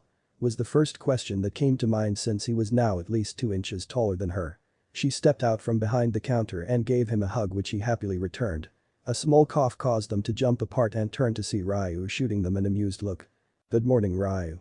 Naruto managed to get out while sheepishly rubbing the back of his head. Tenten, in one of her few girly moments, was looking to the side with a blush staining her cheeks. "Good morning as well, Uzumaki," he said before turning to Tenten. "Go grab those sample vials I showed you yesterday." Tenten nodded before quickly disappearing into the back of the shop. "You know, she's worked for me for a few years now, and that's the first time I've seen her be that affectionate with someone," he said while still looking at Naruto. "We grew up in the same orphanage, but when Gigi moved me to my apartment, I didn't see her again until they moved me to her class in the academy," he explained as Tenten came back into the room. "Where he was supposed to graduate so we could be on the same team, but he went and failed again," she said as she set a scroll down, "and now I'm stuck with 2 exercise freaks and I'm better than everyone, Hyuga. I'm on you now. I tried, it's that stupid clone jutsu that made me fail." "Oh, and how did you pass this time, huh?" she asked, noticing the headband he wore. "Used a different clone jutsu. Turns out I have too much chakra to be able to use the basic clone," he said, shrugging. "Well, at least you graduated now and grew," she said with a smirk. "Yes, thank you," he told her before turning back to Ryu. "Anyways, any luck making some of the metals from the samples?" "The pure ones are ready whenever you need them, but I'm still working on some of the alloys." "Do you have iron and steel at least?" "Yeah, that one I do," he told him with a nod. "Go bring a bar of iron and that special bar of steel I made yesterday." Once again Tenten went to the back and came back with 2 metal bars, one with an I stamped on it and the other an S. "You got a file or something, cause I can't swallow an entire bar." "Yeah, I do, give a sec." He rummaged around for a bit before pulling out a new file. "Figured you'd want one anyway, so here." Grabbing the file and a piece of clean cloth as well, Naruto filed some of the steel bar before tipping the shavings into his mouth. Tenten had a very confused look on her face as he filed the metal, but when he tipped it into his mouth, she was about to beat him over the head for his stupidity until she saw him open his hand with the file in it and it lurched forward as being pushed by some invisible force. "Works just fine," said Naruto, letting the file drop onto the counter. "Is this the only type of file you have, because fine dust like this one makes is a little hard to swallow in an emergency?" "Yeah, I can get you one that is rougher, but you'll have to wait and make do with that one for now." Ryu turned to Tenten and saw her shocked expression. We have ninja that can grow trees, an entire family with 360 vision and another family that can hypnotize with only a glance. Yet someone moves a piece of metal a couple inches and you're left speechless. Well, I didn't know he could do that, and I've never heard of a bloodline that could either. The closest we have is the Kazekijas that control different types of metal dust. Tenten shot back while pointing at Naruto. To tell you the truth, I only learned about this 2 days ago. Naruto put in. Okay, then can you teach me how you do it? She asked excitedly, thinking how this would help her with all her weapons. It's not something I can teach, it's a bloodline I unlocked. And now you have a bloodline, anything else? She asked sarcastically. Nope. Naruto answered quickly while mentally repeating, shut up, shut up, shut up. Tenten stared at him for a few seconds before smirking again. I'll get it out of you eventually. Feeling that now was a good time to head out, Naruto turned to Ryu. How much for the 2 bars and the file? Give me 250 Ryu, 150 for the special steel mix, 50 for the iron bar and 50 for the file. He said as he watched Naruto pull out his bulging toad wallet. Here you go, and do you know when my clothes will be ready? Asked Tenten. She does the customizations. Ryu told him with a small shrug as they both turned to look at her expectantly. I was about to start on it before you walked in, so they should be ready late tomorrow. That works for me. I have 2 weeks before team assignment, so I'm spending it training. Isn't team assignment sooner than that? When I graduated it was only a couple days. Tenten asked, curious. Turns out one of the teachers was corrupt, so they have to re-evaluate the teams in case he was giving them false information. Ryu explained. And you know this how? It pays to be good friends with the Hokage. Well, thanks for everything, I got to get going. Naruto told them as he gave them a wave before leaving. As soon as Naruto left, Ryu turned to Tenten and with a completely straight face said, I approve. Before casually going into the back room. Tenten was left stunned before mumbling, stupid boss, with a slight blush. Konoha streets. Anko was walking down the street with her best friend Kurenai Yuhi. Kurenai is a 5'7" tall with long shaggy black hair and red ringed eyes. Her clothes are a red mesh blouse with only one sleeve extending to her hand and broad bandages with a rose thorn pattern along with tape around her thighs and hands. So where were you yesterday? I was alone with Asuma and Guy, not the most pleasant company, between Asuma hitting on me and Guy shouting about youth. I had to invent a reason to leave before they got worse. Hokage called me in for something, and don't ask, I can't talk about it for now. Anko told her as she stuffed her hands into her coat. Secret mission in village and only for the day. Was it annoying or fun? At first I thought it would be annoying but turned out to be pretty interesting. Anko told her with a smirk. They continued walking down the street until Anko saw a familiar mop of golden blonde hair. Boy Gaki over here. Naruto turned around hearing a familiar voice and saw the women from yesterday waving at him. Sighing a little, he walked towards her and noticed that she was with another woman. Hello again, Anko, right? Hey Gaki, meet my friend Kurenai Yuhi, our resident Jinjutsu mistress and soon-to-be sensei to a group of you brats. Naruto turned to the women and extended his hand with his usual smile in place.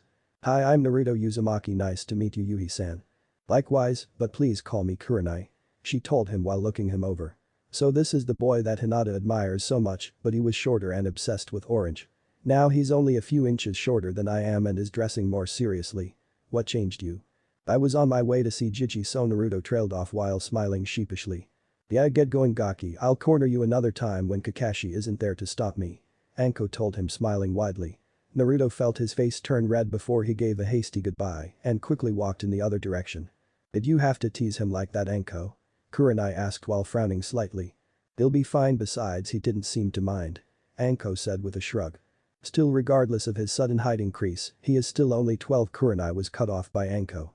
Actually Gaki is 15 turning 16.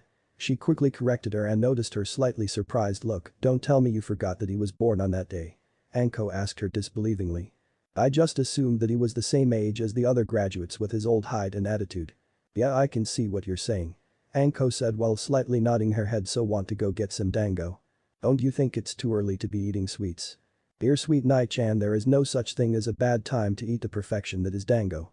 Anko told her with a completely serious face before grabbing her hand and dragging her to her favorite dango stand. Naruto eventually made it to the Hokage Tower after getting his blush under control. He quickly climbed to the top and as always barged into the Hokage's office. Morning Jiji. Hello Naruto, did you need something? Yeah, I need somewhere to train in private. Take training ground 6, it's free and a bit out of the way. Hiruzen told him as he handed him a sheet of paper. Take this with you in case of any issues that might occur. Alright, thanks Jiji, just you wait, I'll be taking that hat from you soon enough. Naruto told him with his confident grin firmly in place.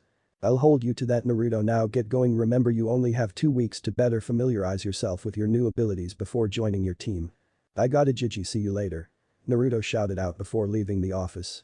Exiting the tower, he headed towards the main gate. Before reaching it, he turned left and headed into the forest and crossed a river before reaching the clearing on the other side. He was close to the wall here and he saw another clearing with a stone in it not too far from here, but it seemed empty as well. Satisfied that no one would bother him here, he settled down to file the metal bar in order to get started. For the next week, Naruto spent all his time training and experimenting with his new powers. First, he decided to familiarize himself with the different feel of each of the metals inside of him. After being able to easily pick the one he wanted, he practiced using them. This really only worked with about 4 of them, since they were something he could actually practice. The others would have to wait until he had a team. After stopping by to get his clothes, he also got some flat metal discs 3 inches in diameter and 1-inch ball bearings to practice with after almost impaling himself with a kunai. Lastly, he started learning tree walking after finding it in his mother's scroll with a note telling him that chakra control would be very important for him. Now we see him walking back home after training, looking a little worse for wear. Stupid tree walking, can barely get halfway up. Naruto mumbled to himself while massaging his palm that was still sore from a heavy impact from one of his ball bearings. As he was walking down the street, he heard some shuffling and hiccups coming from an alley. Looking in, he saw Kurenai stumbling around, clearly drunk, and since they were in one of the shadier areas, he decided to help her. Walking up to her, he could smell all the alcohol and saw that some of it spilled onto her dress as well. "Kurenai, are you okay?" he gently asked, because drunk she may be, but she was still a trained ninja. "Naruto-kun. How you hick been?" "I've been okay, but do you need some help?" "Hey Naruto-kun, do you know where I live, cause I hick don't re-hick remember?" "No, I don't know, but we're close to my place and you can spend the night there," he told her as he swung her arm over his shoulder and helped her walk. He was glad for his new height because this would have been a lot harder if he was still short. "Naruto-kun, you're so hick nice and warm," she told him as she pressed herself into his side, making Naruto blush. Luckily, it only took another 10 minutes to get to his house. After getting inside, he led her to one of the downstairs bedrooms. "Naruto-kun, I gotta pee," she suddenly exclaimed, making Naruto slightly panic. "Okay, no problem, it's just right here," he told her as he opened the bathroom door and letting her in and closing the door behind her. Quickly going upstairs, he grabbed his mother's clothing scroll and scanned through it until he found the casual clothing. Unsealing some pants and a simple blouse, he lingered for just a second before hurrying downstairs. "Kurenai, are you okay?" he called through the door. Millimeters just in time, Naruto-kun. "Okay, I got you a change of clothes, I'm gonna open the door a little to pass them to you," he told her, and hearing the affirmative, he opened the door enough for his arm to reach into and held the clothes out to her. As soon as he felt her take them, he retracted his arm and closed the door. Heading upstairs again, he changed out of his clothing and into a simple shirt and shorts. He headed back to the bathroom and knocked on the door but got no response. After trying 3 more times, he slowly opened the door. Kurenai had managed to remove her other clothes and had started to change into the others, but she only had the pants on properly and the shirt was only halfway on. The bottom was only a little past her breasts and the top was still covering her face, and he could hear light snores coming from her. Sighing, he carefully walked over to her and gently pulled the shirt down to its proper place. After that, he pulled her up and slung her arm over his shoulder again. He picked her up and carried her towards the room. He pulled the covers back on the bed and as he was setting her down, she pulled him so that he landed on the bed. Before he could do anything, she was latched onto his side, and when he tried to stand up and leave, she squeezed down and he could have sworn he heard a rib creak. Resigning himself, he made them both more comfortable before pulling the covers over them and falling into a fitful sleep.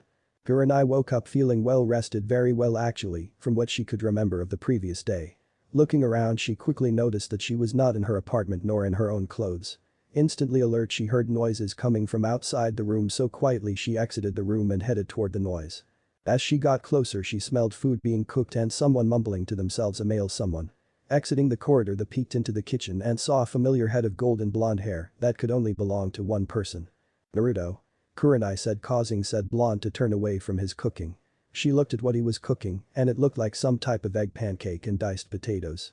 "Good morning, Kurenai, have a seat while I finish making breakfast," he told her, smiling. For some reason, the sight of him cooking coupled with that caused a small blush to form on her cheeks. Quickly getting control over herself, she sat at the counter on one of the stools and watched him. "What are you making?" "It's something called an omelette.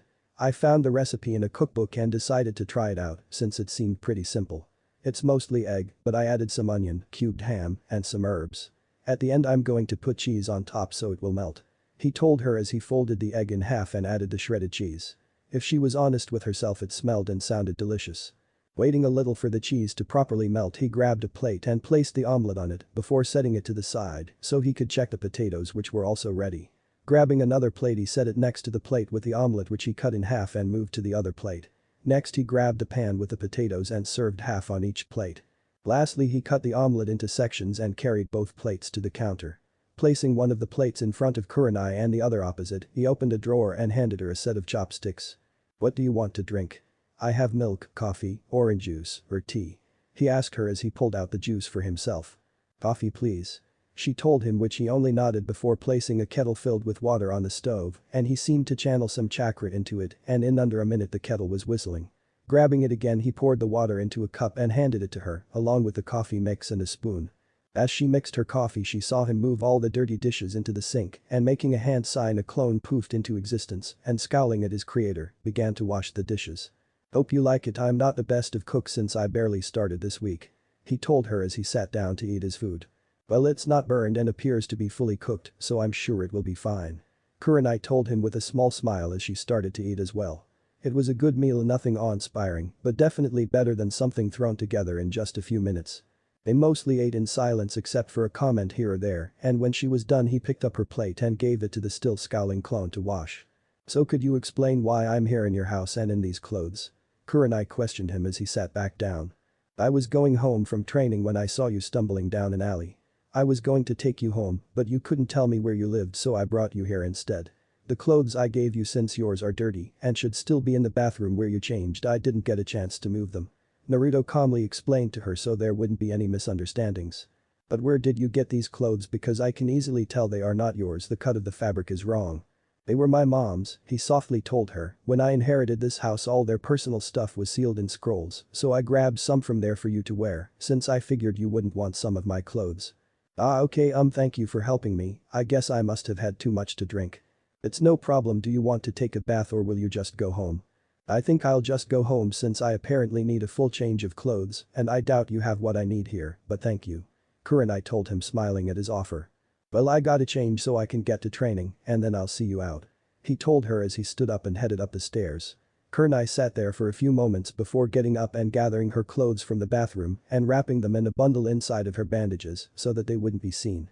Walking back out, she saw him waiting for her in the living room. He was wearing dark gray pants, the same black jacket she saw him wear before, and a mesh shirt underneath. She had to agree with what Anko told her previously, that he did look good in mesh. "Ready to go?"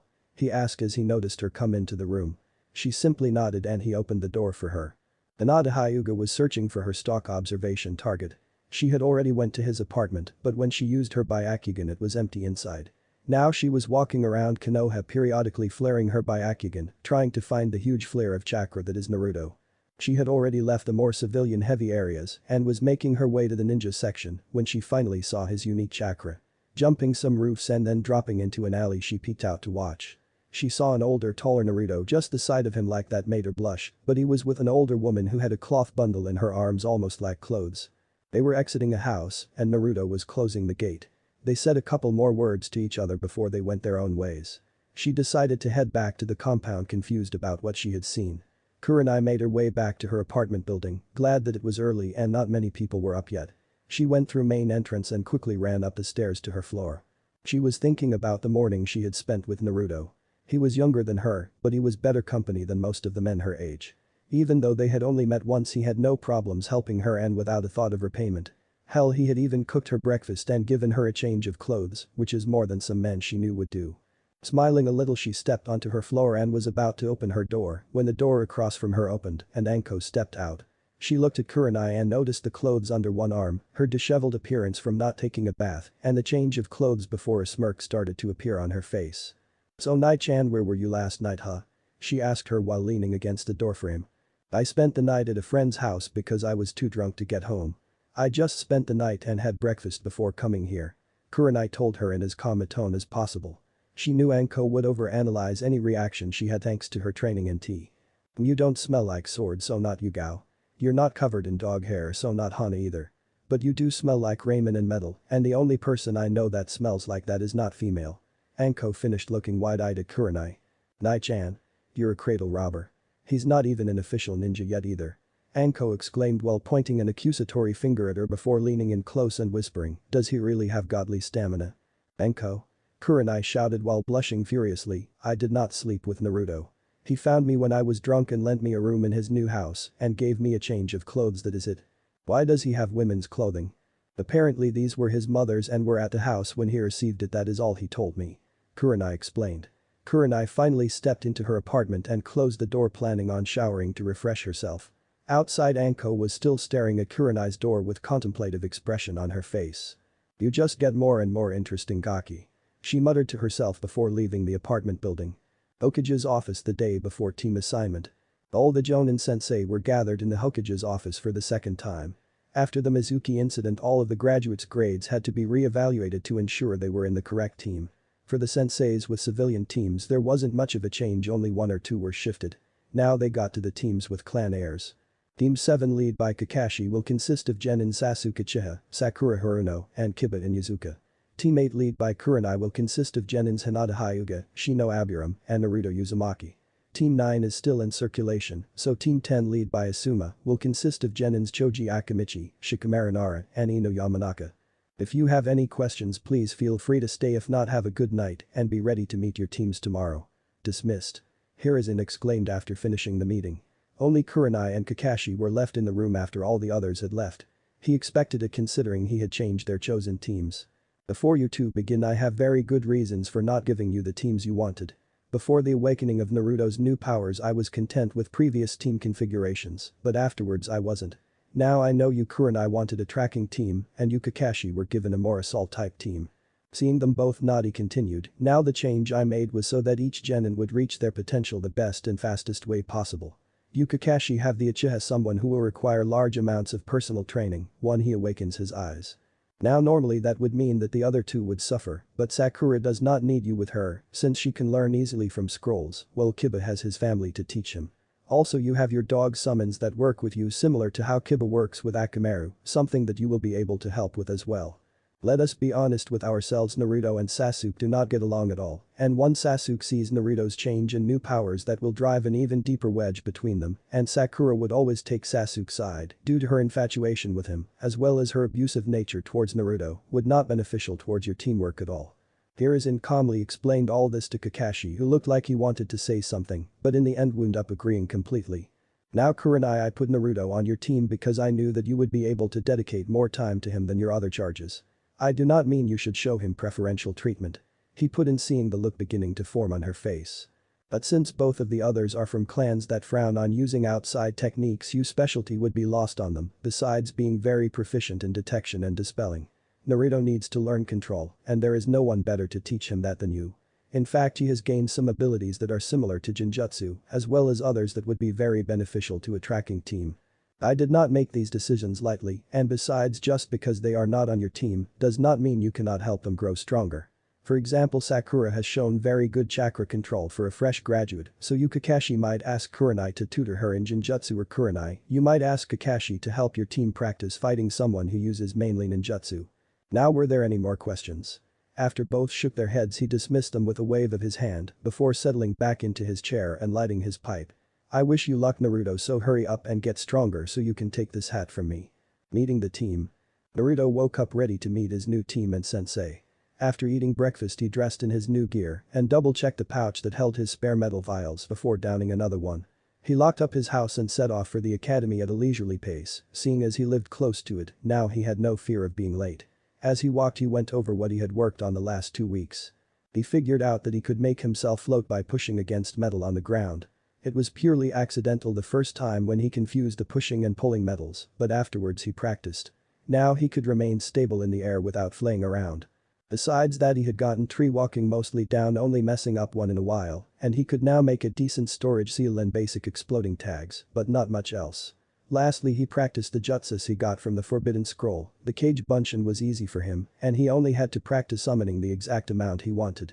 The next one was the Kage Kunai Shuriken. At first he barely managed to make a single copy, and now he can make 5 copies. He was broken out of his musing when he arrived at the academy, and a mischievous smile appeared on his face as he decided to play one last prank. Iruka, now healed from his injuries, thought he was the first person to arrive at the academy. When he walked into the classroom he saw someone dressed in black with their hood pulled over their head asleep in the back row. The only thing Iruka could make out was some of the hit I ate from under his hood, so he knew he was a ninja from the village, but he seemed too old to be a fresh genin. He was about to go shake him awake when some more of his students began to walk into the room. The room was filled quickly with students, but Iruka did not see Naruto, which isn't surprising knowing him. Soon it was time to announce the teams, and after a quick use of Iruka's favorite jutsu all the students were quiet. Today is the beginning of your shinobi career, and the journey in front of you is a hard one. In order to make sure you continue to grow you are being placed into teams. We have tried maintaining the balance of each team and they are as follows. Iruka said as he grabbed a clipboard from his desk. Okay, Team 1 is Team 7 is Sakura Haruno, Kiba Inukuza, and Sasuke Uchiha lead by Kakashi Haddock. Team 8 is Hinata Hyuga, Shino Aburam, and Naruto Uzumaki. As soon as Iruka finished the person in black that was asleep woke up and stretched his arms above his head, causing his hood to fall back revealing bright blonde hair. Everyone turned to look and all were surprised at Naruto's older appearance. Hinata who had sat next to him upon recognizing the black jacket couldn't help but blush deeply at seeing him up close. In fact several other girls were also blushing because Naruto forgot to wear a shirt over the mesh, giving an unrestricted view to his muscles. Naruto looked around still not completely awake before noticing everyone looking at him. Iruka-sensei, what team did you say I was in? He sheepishly asked. Teammate Naruto, but why did you henge yourself to look older? This isn't a henge, Iruka-sensei, this is how I'm supposed to look. Naruto baka, Iruka-sensei said to drop the henge. Sakura shouted as she aimed a punch at Naruto's head. Naruto quickly stood up causing her punch to hit his mesh-covered torso and cutting her knuckles on said mesh. What surprised everyone again is that there was no poof signifying the dispersal of the technique, instead Naruto just rubbed his stomach slightly. What do you mean by supposed to look like Naruto? I'm 15, Iruka-sensei.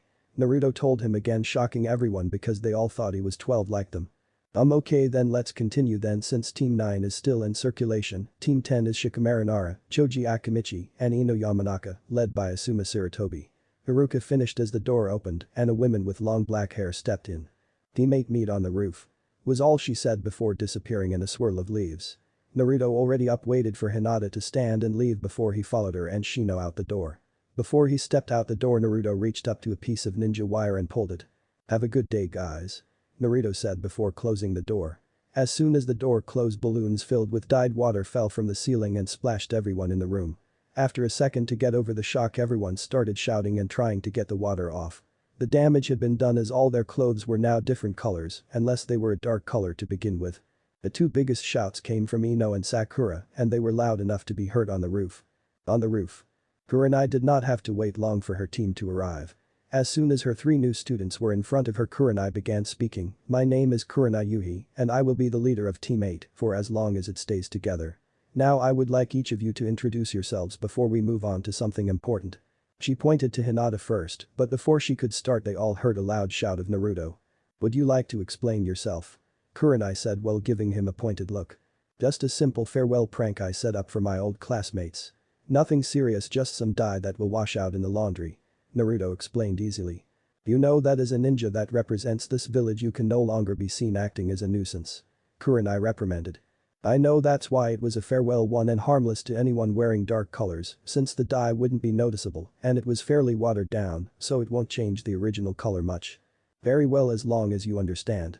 Now continue with the introductions. Hinata, go first. My name is Hinata Hyuga. Shino Aburam.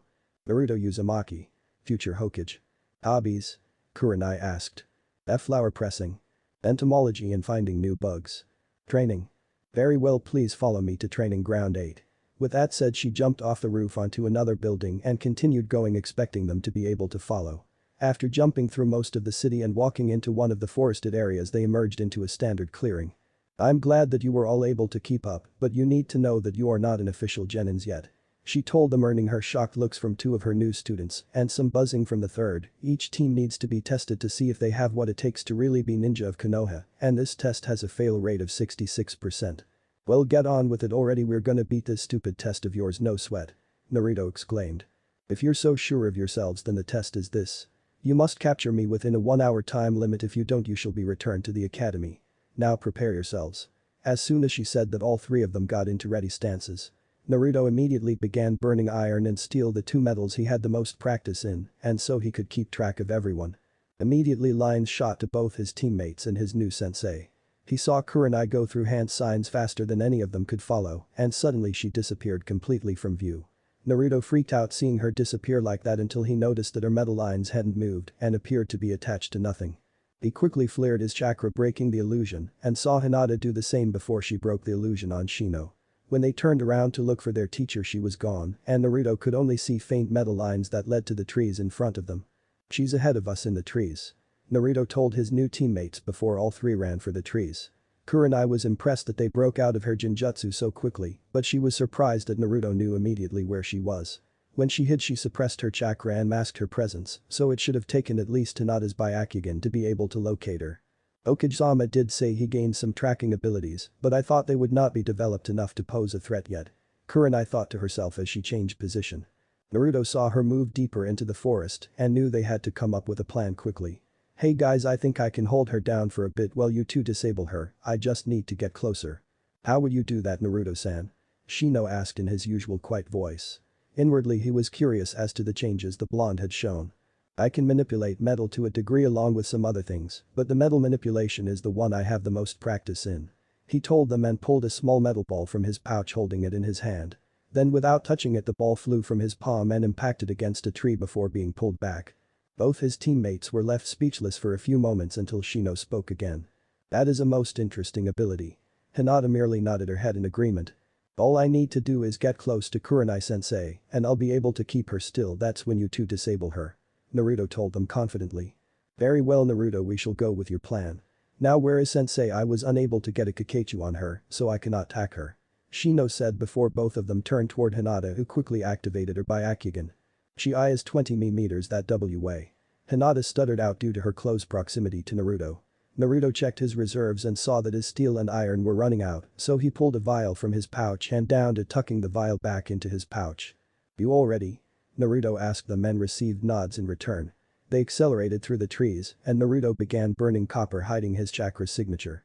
Ahead of them Kurenai prepared herself for whatever plan the genin had come up with. She was puzzled that she could no longer get a sense for their chakra but figured that just meant they were coming. A few moments after she thought this, Naruto fell from canopy above her and with his back to the trunk of a tree, she felt a force push against her body, forcing her against the trunk of her tree. She felt her headband tighten against her head and her mesh shirt begin to dig into her skin. She heard Naruto say, "Now." And Hinata landed in front of her and quickly disabled her arms and legs before Shino's bug swarmed her. "Enough. You caught me, congratulations," Kurenai told them with a smile. Shino's bugs quickly returned to him, Hinata fixed her limbs and she felt the force holding her to the tree release as well as the reappearance of their signatures. They all dropped to the ground and headed back to the clearing before the three genins stood in front of Kurenai. "Good work you three, from today onwards we shall be teammate and I will do my best to see your eyes to the top," Kurenai told them with a smile. "Now before you leave I'd like for you to tell me what your current abilities are so I can see where you would need the most help." Once again Hinata went first. "I'm PR proficient in the Jiken style of my clan and I can use my Byakugan for 45 minutes straight before I become exhausted. I am also good with K-kunai and SH shuriken and only know the basic TH3 jutsus required by the academy. I am learning my clan's techniques when I train at home as well as some medical basics," Hinata explained while pocking her index fingers together and stealing the occasional glance at Naruto. This was something that amused Kurenai as she could see the blush on her cheeks increase with every glance. "Your turn, Shino." "Very well, as a member of the Aburam clan I specialize in using my Kakeichu in combat to drain the chakra of my opponents or to track down targets. I am learning my clan's style of taijutsu and I am also proficient with kunai and shuriken, getting a near perfect at the academy. I have learned but not completely mastered 3 of my clan's jutsus: the Mushibunshin, insect clone, Mushidoma, insect sphere and Mushius, insect gathering, as well as the jutsus required for graduation. I do not yet have the chakra levels required to learn any other non-clan jutsus as my insects require most of my reserves." Shino's voice was completely monotone as he spoke. "Alright, you're next, Naruto," Kurenai said as she noticed that she would be hardly able to teach those two anything as they relied heavily on their clans. "Alright, best for last. I don't really have a taijutsu style yet, I'm still looking for one that fits me. I'm okay with kunai and shuriken and I can do the henge and kawarimi really good, but I can't do the standard clone. I learned the Cage Bunshin instead, as well as the Shuriken Cage Bunshin, although I can't make many copies yet. I haven't started learning Bunshin Daibakuha yet since I was learning to control my new bloodline," Naruto said while sheepishly scratching the back of his head. "You have a bloodline limit?" Kurenai asked him, surprised by the high-level jutsus he knows. Yeah, I mentioned it to Shino and Hinata while we were looking for you just now since I awakened it only a few weeks ago. I've only practiced with a few of the abilities and pretty heavily on the one I used on you. What's it called and what can you do with it?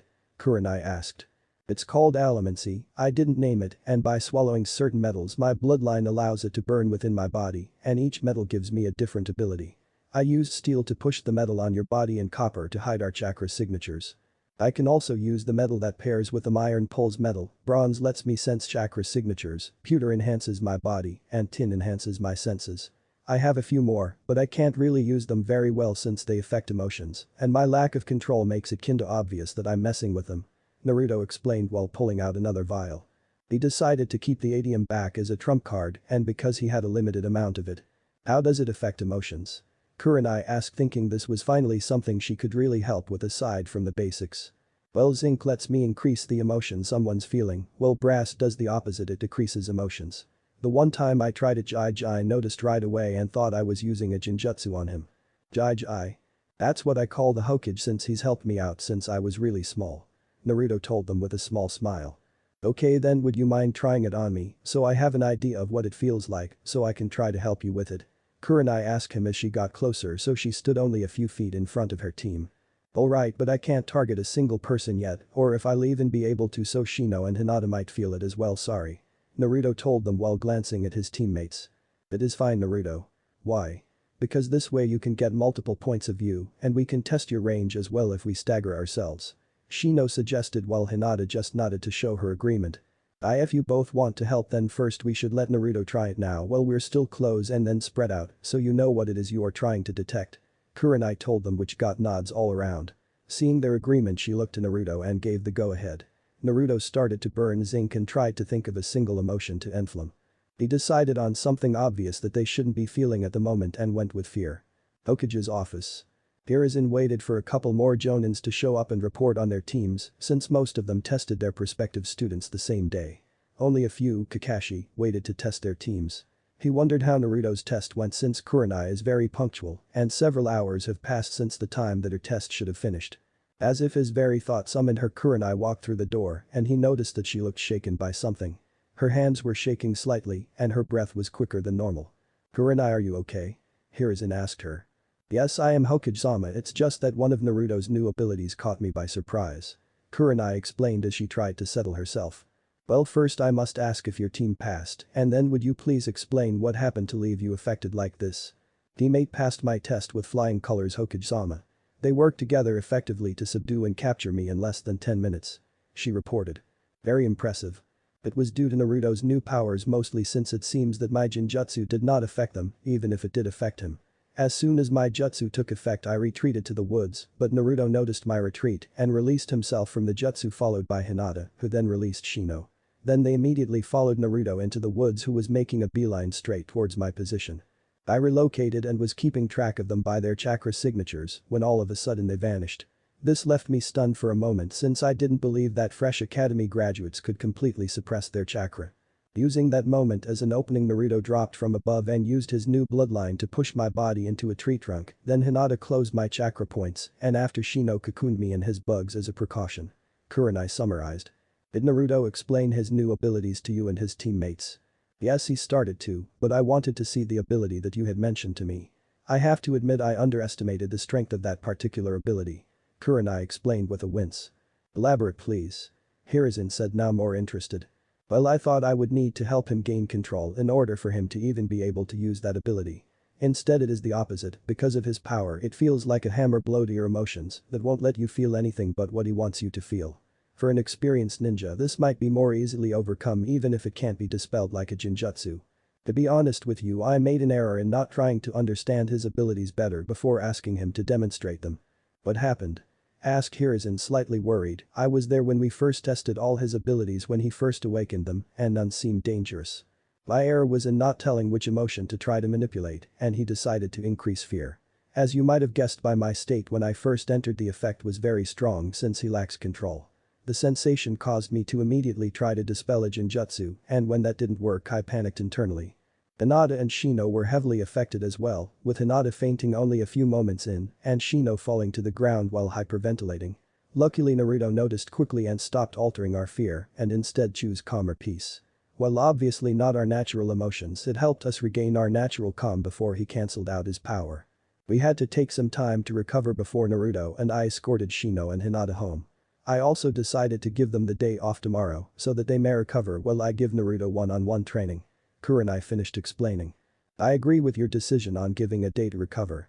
Keep me informed about Naruto's progress with his new abilities. Hiruzen told her while waving a dismissal. Hi Hokage-sama. Kurenai said while bowing her head, then left the office. Kurenai's apartment. After leaving the Hokage Tower, Kurenai went straight home in order to relax and think on how she would help Naruto control his new powers. When she was about to step into her apartment, Anko opened her door. Hey Nai-chan, how did your team pass and did you get anyone interesting? She asked while leaning on her doorframe. Let me take a shower and get changed first, then we can talk. Kurenai told her before stepping into her apartment. 30 minutes later they were sitting on the couch in Kurenai's apartment drinking some sake. So which brats did the Hokage decide to give you? Anko asked. I got Hinata Hyuga, Shino Aburam, and Naruto Uzumaki. You got the Gaki huh, so were they any good? They managed to capture in less than 20 minutes. Kurenai told her while refilling her cup. Not bad for new genins, they usually take almost double that or fail altogether. How'd they do it? Anko asked very curious, so Kurenai told her what she had told the Hokage. That's it, and tomorrow I'm going to help Naruto gain better control over his emotion-altering ability. Kurenai finished telling her. Giving the Hunkigaki some one-on-one training. I feel like I should chaperone you too just to be sure you're not tempted to sink your nails into him. Anko told her with a smirk. After she got the full story of her night at Naruto's house, Anko enjoyed teasing her about it. You know it's not like that at all, Anko. Kurenai told her with a flat look. You sure, since you used him as your own personal pillow once already? Anko pointed out. I was also very drunk, no thanks to you for leaving me alone. Kurenai responded with a glare. I apologized and you can't say you didn't enjoy it once your memories started coming back. Again Anko's smirk made a light blush appear on Kurenai's cheeks. Yes, I admit I did enjoy it, but he is still too young for me and he is also my student, no. Besides, I don't really know him at all and the same goes for him knowing me. Well, that will change over time, especially with him being on your team and you're only 7 years older than him, which isn't too much. Also, we're ninja, we never know when a mission will be our last, so might as well give something a go so you don't wind up with ant regrets. Just keep an open mind is all I'm saying. If it works it works and if it doesn't it doesn't. Nothing ventured, nothing gained. Kurenai nodded after hearing Anko out. Exactly. Anko exclaimed with a large grin. Alright, I'll keep that in mind, but don't expect anything overnight. I would be worried if you didn't think this through beforehand. Thanks Anko, now let's finish our drinks because I have to start Naruto's training. Kurenai told her while taking a drink of her sake. Naruto's house. Naruto woke up a day after his team passed their sensei's test. He felt bad about affecting his teammate so badly with his powers yesterday, but at least Kurenai sensei was going to help him get better control over it. After getting he took a shower, got dressed, and then made himself some breakfast before heading to his team's training ground. Noticing that he had some time before his sensei arrived, he got out a scroll and unsealed his allomantic metals, along with supplies to make more vials. He had started adding more metals into his general use vials, which contained an equal amount of each metal he was comfortable using. At first he only had iron, steel, and pewter, since they were the easiest for him to use. After some practice during the evenings he started to add tin as well, although he still had issues using it during daytime. He had vials with the other metals in his pouch on the chance that he might need them, and he was lucky he did since copper helped him and his teammates hide from Kurenai. Now he was making 3 vials of zinc and brass, so he would have enough for the training he would be doing. If he needed more he could always have one of his clones make more just in case. He had to add an alcohol solution to the vials to ensure that the metals in it wouldn't corrode. At first he was going to just use water until Ryu told him about the metal corrosion. Water was fine if he was going to use the metal immediately, but any metals that he prepared for future use needed the alcohol solution.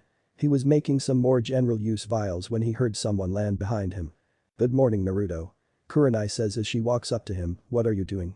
Good morning sensei, and I'm preparing some vials with my metals for training or later just in case. Naruto told her, handing her one of his ready vials.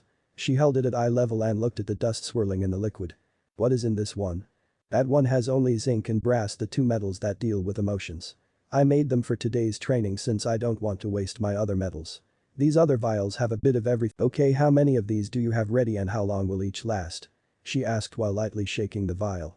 I made 3 for today, and each should have enough for about 45 minutes use per metal. I'm not completely sure on the time since I haven't used them much and each one of these metals burns differently. Burns? Kurenai asked with a raised eyebrow. Well, when I use them I can feel them become active and slowly become smaller as I use them up. It reminded me of a candle burning and I thought it fit, plus, since none but two of these powers use chakra, I thought it fit better. Naruto explained while rubbing the back of his head. He was glad he came up with something besides the full truth to explain some of the terms for his powers. Wait, you don't use chakra for this power? Kurenai asked skeptically. Exactly, that's why I have to have the metals in me, since my bloodline uses the metals to power the abilities. Only two use both chakra and the metals, but it's so little that I don't really notice. That's also the reason why my Kage Bunshin can't use these powers, I think. Naruto said while tilting his head slightly. That makes sense since your clones are made of pure chakra, they don't have a stomach to hold the metals or whatever your actual body has that lets you use your abilities. Kurenai said while nodding slightly. Your guess is as good as mine, but to be honest, I never thought about why until now. Anyways, I'm ready when you are to get started. Naruto told her, then downed one of the zinc brass vials. Okay, let's start with trying a variety of different emotions first, then move on to control. Kurenai told him, standing a few feet in front of him. Okay, I'll go with happiness first then. Naruto told her and received a nod in return. Reaching inside, he felt for zinc first and began burning it and then concentrated on projecting the feeling of happiness. In front of him, Kurenai saw his eyes close and knew he would begin using his power. A few seconds passed and she felt her lips curl into a smile as she felt exceedingly happy all of a sudden. Immediately recognizing this as Naruto's doing, she tried to fight it and return her emotions to normal, but no matter what she tried, she felt no change. Logically, she knew these were not her natural emotions and that her emotions were being manipulated by Naruto's ability. Regardless, the smile on her face didn't go away and it took quite a bit of concentration to not suddenly break into giggles again for no apparent reason. That is what she found the most disconcerting, that her emotions shifted for no reason other than Naruto's whim. With a jinjutsu, when the person you use it reacts to the images or changes to their senses that you choose to manipulate. The most common example is the Meijin Nirakumi, demonic illusion. Hell viewing technique that forced a person on the receiving end to view their greatest fear and possibly sending them into shock. With Naruto, however, yesterday she just felt afraid and it was a very all-consuming fear that was not directed at anything at all, just fear. That was the reason for her being so shook up, because she was afraid, terrified even, only because of Naruto's technique. It was something she couldn't face and say it was false or even break with her chakra like most jinjutsu. Instead, Naruto had to drop the effect so they could recover. To be honest with herself, this bothered her as she was considered the jinjutsu mistress of Konoha, so knowing that Naruto would need more practice, she figured she would test herself against his ability and find out how to fight it. Alongside this, she needed to figure out the possible ways Naruto could use this to help him in battle. For now, all he could do was shock the enemy with a rapid emotional change, but this would only work on low-level ninja. Once he got more control over this ability, he might try to undermine his opponent's confidence slowly over the course of the battle. After a few moments, she began to feel her eyes become heavy and she had to stifle a yawn. Now she felt tired, like if she just wanted to rest after an exhausting mission or a long day of training. I'm trying for tired, is it working? Naruto asked, opening his eyes to look at her. Yes, it is, Kurenai responded sleepily, followed by a small yawn. Try one more before we move on to control. She instructed. He closed his eyes again and now Kurenai felt like she could do anything she wanted without fear of failure. Shen even felt a small smirk form itself on her face before she turned back to Naruto. Okay, it seems you can easily change between different emotions, now try controlling the strength of the emotion. Right now the change between emotional states is too obvious to be anything but a simple distraction against low-level opponents. Since your ability only manipulates a person's emotional state, not their senses, someone can ignore it easier if they have the willpower for it. I can feel my emotions being changed by your ability, but I was still in complete control of my actions for the most part. As it is, you won't be able to use this for combat until you become more subtle. An example could be that you slowly lower the enemy's confidence or increase their nervousness, but these methods would require a level of subtlety that would take you a long time to achieve. That being said, from now on we're going to dedicate at least 1 hour into training your control over this ability, after that we can vary what we do. For now we have about 2 hours, then you should go visit your teammates and see how they are doing and let them know to be here by 7 tomorrow for training and our first mission. You got it, Kurenai-sensei. Plan District. Naruto walked towards Shino's house first while lightly massaging his temples. While the training session wasn't physically exhausting, it was mentally. Not much progress had been made, but considering that emotional manipulation was similar in some aspects to Jinjutsu, he was not surprised. Ninjutsu was his current weak spot since he couldn't cast one to save his own life, and copper is the only reason he dispelled the one kunai used during the test. As it was, it could take a few months to a year before he could say he was close to mastering brass and zinc, but as they say, practice makes perfect, even if said practice was boring. At least Kurenai-sensei is willing to help me out, or else it really would take forever to get the hang of these two metals. Naruto thought with a small smile as he approached the Aburum compound. Before he could approach one of the guards, the door opened, showing Shino holding it open. "Welcome Naruto-san, please come in," Shino said while giving the guards a nod. "Hey Shino, how are you doing and how did you know I was here?" Naruto asked as he stepped into the compound. Shino simply lifted his hand and a small beetle flew from Naruto and landed on one of his fingers. Naruto leaned in close to get a better look at the beetle and burned some tin. After only a few seconds he closed his eyes and stopped burning tin. "Hey Shino, 2 questions. Yes. Do you happen to have a spare set of sunglasses I could borrow for a second?" Raising an eyebrow, Shino reached into a pocket in his coat and handed Naruto his spare sunglasses. "Thanks, I want to double check something," Naruto said as he put them on and burned tin again while looking at the beetle Shino was holding. "Okay, do all of your bugs wear mini leaf headbands, or is this one special?" Naruto asked him with a raised brow while handing Shino back his spare glasses. Shino didn't know what to say since he never expected anyone to notice.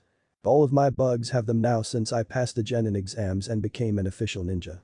"That's cool, but how do you make them so small?" "Plant secret," was Shino's quick reply. "Fine, then can you tell me where I can find some good quality glasses, because I'm going to need them if I enhance my senses during the day." "I remember you mentioned that yesterday. Which senses do you enhance besides eyesight?" Shino asked him, trying to get a better understanding of his teammate's ability. "All 5 at the same time, and so far I've only been able to make one a little stronger than the others, so I'm not sure it's possible to only enhance a single sense," Naruto explained. "Which causes your enhanced eyes to hurt during the day," Shino concluded. "Exactly, that's why I want to get some sunglasses so I can enhance my senses and then not hurt my eyes," exclaimed Naruto with a broad smile. "Very logical Naruto-san, and yes, I can show you a store after our next training session so you can purchase your own sunglasses." "Alright, thanks Shino, and Kurenai-sensei said to be at the training field tomorrow by 7 for training and our first mission. I wonder what it's going to be. Do you think we'll have to rescue a princess or go deliver some treasure to a daimyo?" Naruto asked Shino excitedly. "I highly doubt anything that difficult will be given to new genin. It's more likely we would be given simple courier missions to nearby towns or perhaps bodyguard duty with a low-risk target," Shino explained his opinion. "Sounds boring," Naruto said. "Agreed, but we must start small before they will trust us with harder and more delicate missions," Shino stated. "Still say it sounds boring, but at least we would leave the village for a bit," Naruto said before taking a look around the compound. It looked very in tune with the surrounding forest. There was a large clearing just past the gate. In the clearing there were various wooden boxes, dirt mounds, fallen logs, and even a few ponds. After the clearing was a dense forest that hid some buildings, judging by the amount of people coming and going from it. "Very nice compound Shino," Naruto complimented while taking a few steps back. "Thank you, but I thought you had seen it before. None of your clanmates were ever rude to me, so I never had a reason to prank them unless they got caught in a wide area one," Naruto told him while giving a light shrug.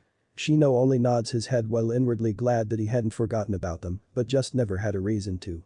"See you tomorrow Shino, I still have to let Hinata know about training." "Very well, until tomorrow Naruto," Shino said with a small tilt of his head. Naruto gives him a wave before turning and heading deeper into the clan district. Outside Hyuga compound. Naruto was approaching the entrance to the Hyuga compound when one of the guards stationed outside stopped him. "Stop, what business do you have here, genin?" the guard on the right said while standing in front of the door. "I'm looking for my teammate Hinata Hyuga. I have a message from our sensei Kurenai," Naruto told him, trying not to let his usual attitude through. "Wait here," the guard told him while his partner cracked open the door and whispered something to someone inside. Naruto waited impatiently outside until the door was opened again and Hinata popped her head out. "Yes, nah Naruto-san, kun. What did Kurenai-sensei want?" Hinata managed to get out while fighting back her usual blush as much as possible.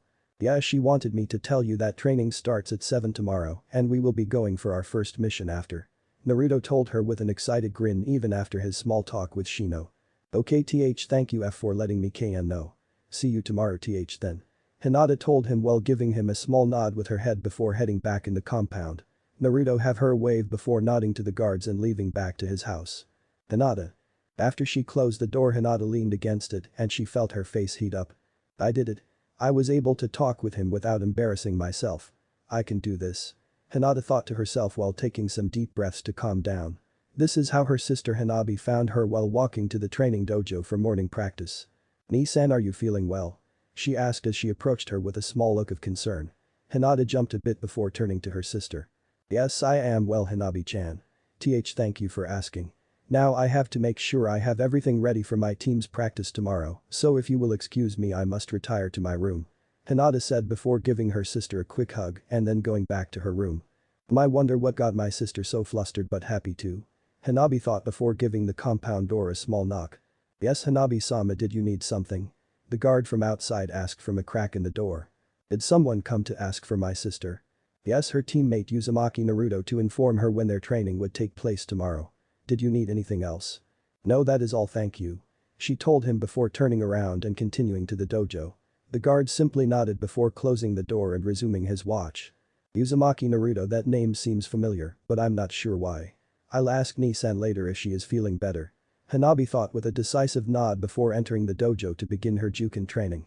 Naruto sighed as he entered his home, glad that he could relax for a few hours before training again in the evening.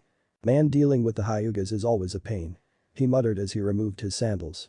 "The only good one I've met is Hinata, all the others act all stuck up." "I fully agree with you," Kikbi said. "Oh really? Just because I've been stuck with Inhumans for many years doesn't mean I've been completely ignorant of the world," Kikbi snapped. "Surprises me since I doubt your other containers gave you access like I have." "True, but even their seals were not perfect. Some information would bleed through and of course the rare visit. I contacted you for a specific reason." "What do you need, Kikbi?" Naruto asked while heating up some instant ramen. "You need to start training with some of my power in order for you to not be overpowered by it. I will not have you blame me every time you lose control. My power was not meant for humans, and your mind can and will be dominated by it. Luckily for you we have an agreement, which means I will help you slowly adjust to its influence." "If we didn't have an agreement?" Naruto asked, actually semi-concerned, semi-curious. "Simply put, you would turn into a mindless beast. You would attack both friend and foe, not caring who or what got in your path. Now without our agreement I wouldn't care if you pulled some of my power. In fact, I probably would push it and hope you killed yourself in the process, thus freeing me," Kikbi casually told Naruto. "But wouldn't you die with me?" Naruto asked, a bit confused. "I would, but I would just reform in a few years, and with no more Uzumakas around I would not be resealed easily." "Makes sense since you're just a massive chakra with a personality at the most basic. I think you're trying to be insulting, but I'll let it go this time. Now go visit your Hokage, we need to inform him of our plans, or else your village will overreact to the presence of my chakra." "Right, just a simple overreaction," Naruto thought back with an eye roll before heading out again. Hokage Tower. Hiruzen was relaxing after finishing the latest batch of paperwork when Naruto walked into his office while casually ignoring the secretary. "Hey Gigi, me and Fuzzy need to talk to you," Naruto told him while taking a seat. "Naruto, how nice of you to just walk right in as usual," he said dryly while waving of the secretary, who huffed before closing the door. "Now what do you need?" he asked as the room's privacy seals activated. As soon as the seals were up, a small Kikbi clone appeared in a puff of red smoke. "Ah, so much better than that cramped and damp cage," Kikbi said while stretching out before settling down. "You should let me out more often," he grumped at Naruto. "Right, because a small nine-tailed fox following me around wouldn't look suspicious." Naruto again rolled his eyes. "I see both of you are getting along." Hiruzen smirked at them. This caused both of them to shrug and Naruto give a so-so motion. "Well, regardless, what do you two need?" "Kikbi wants me to start learning how to get used to using his chakra," Naruto said while gesturing towards the mini Kikbi. "Why?" was Hiruzen's response while giving the clone a hard glare. "Simple, if doesn't want to lose his mind to my power he must practice using it. My power is extremely dense and potent that even without my influence, it will overpower his will eventually. Remember that I am an embodiment of anger and hatred and my chakra reflects that.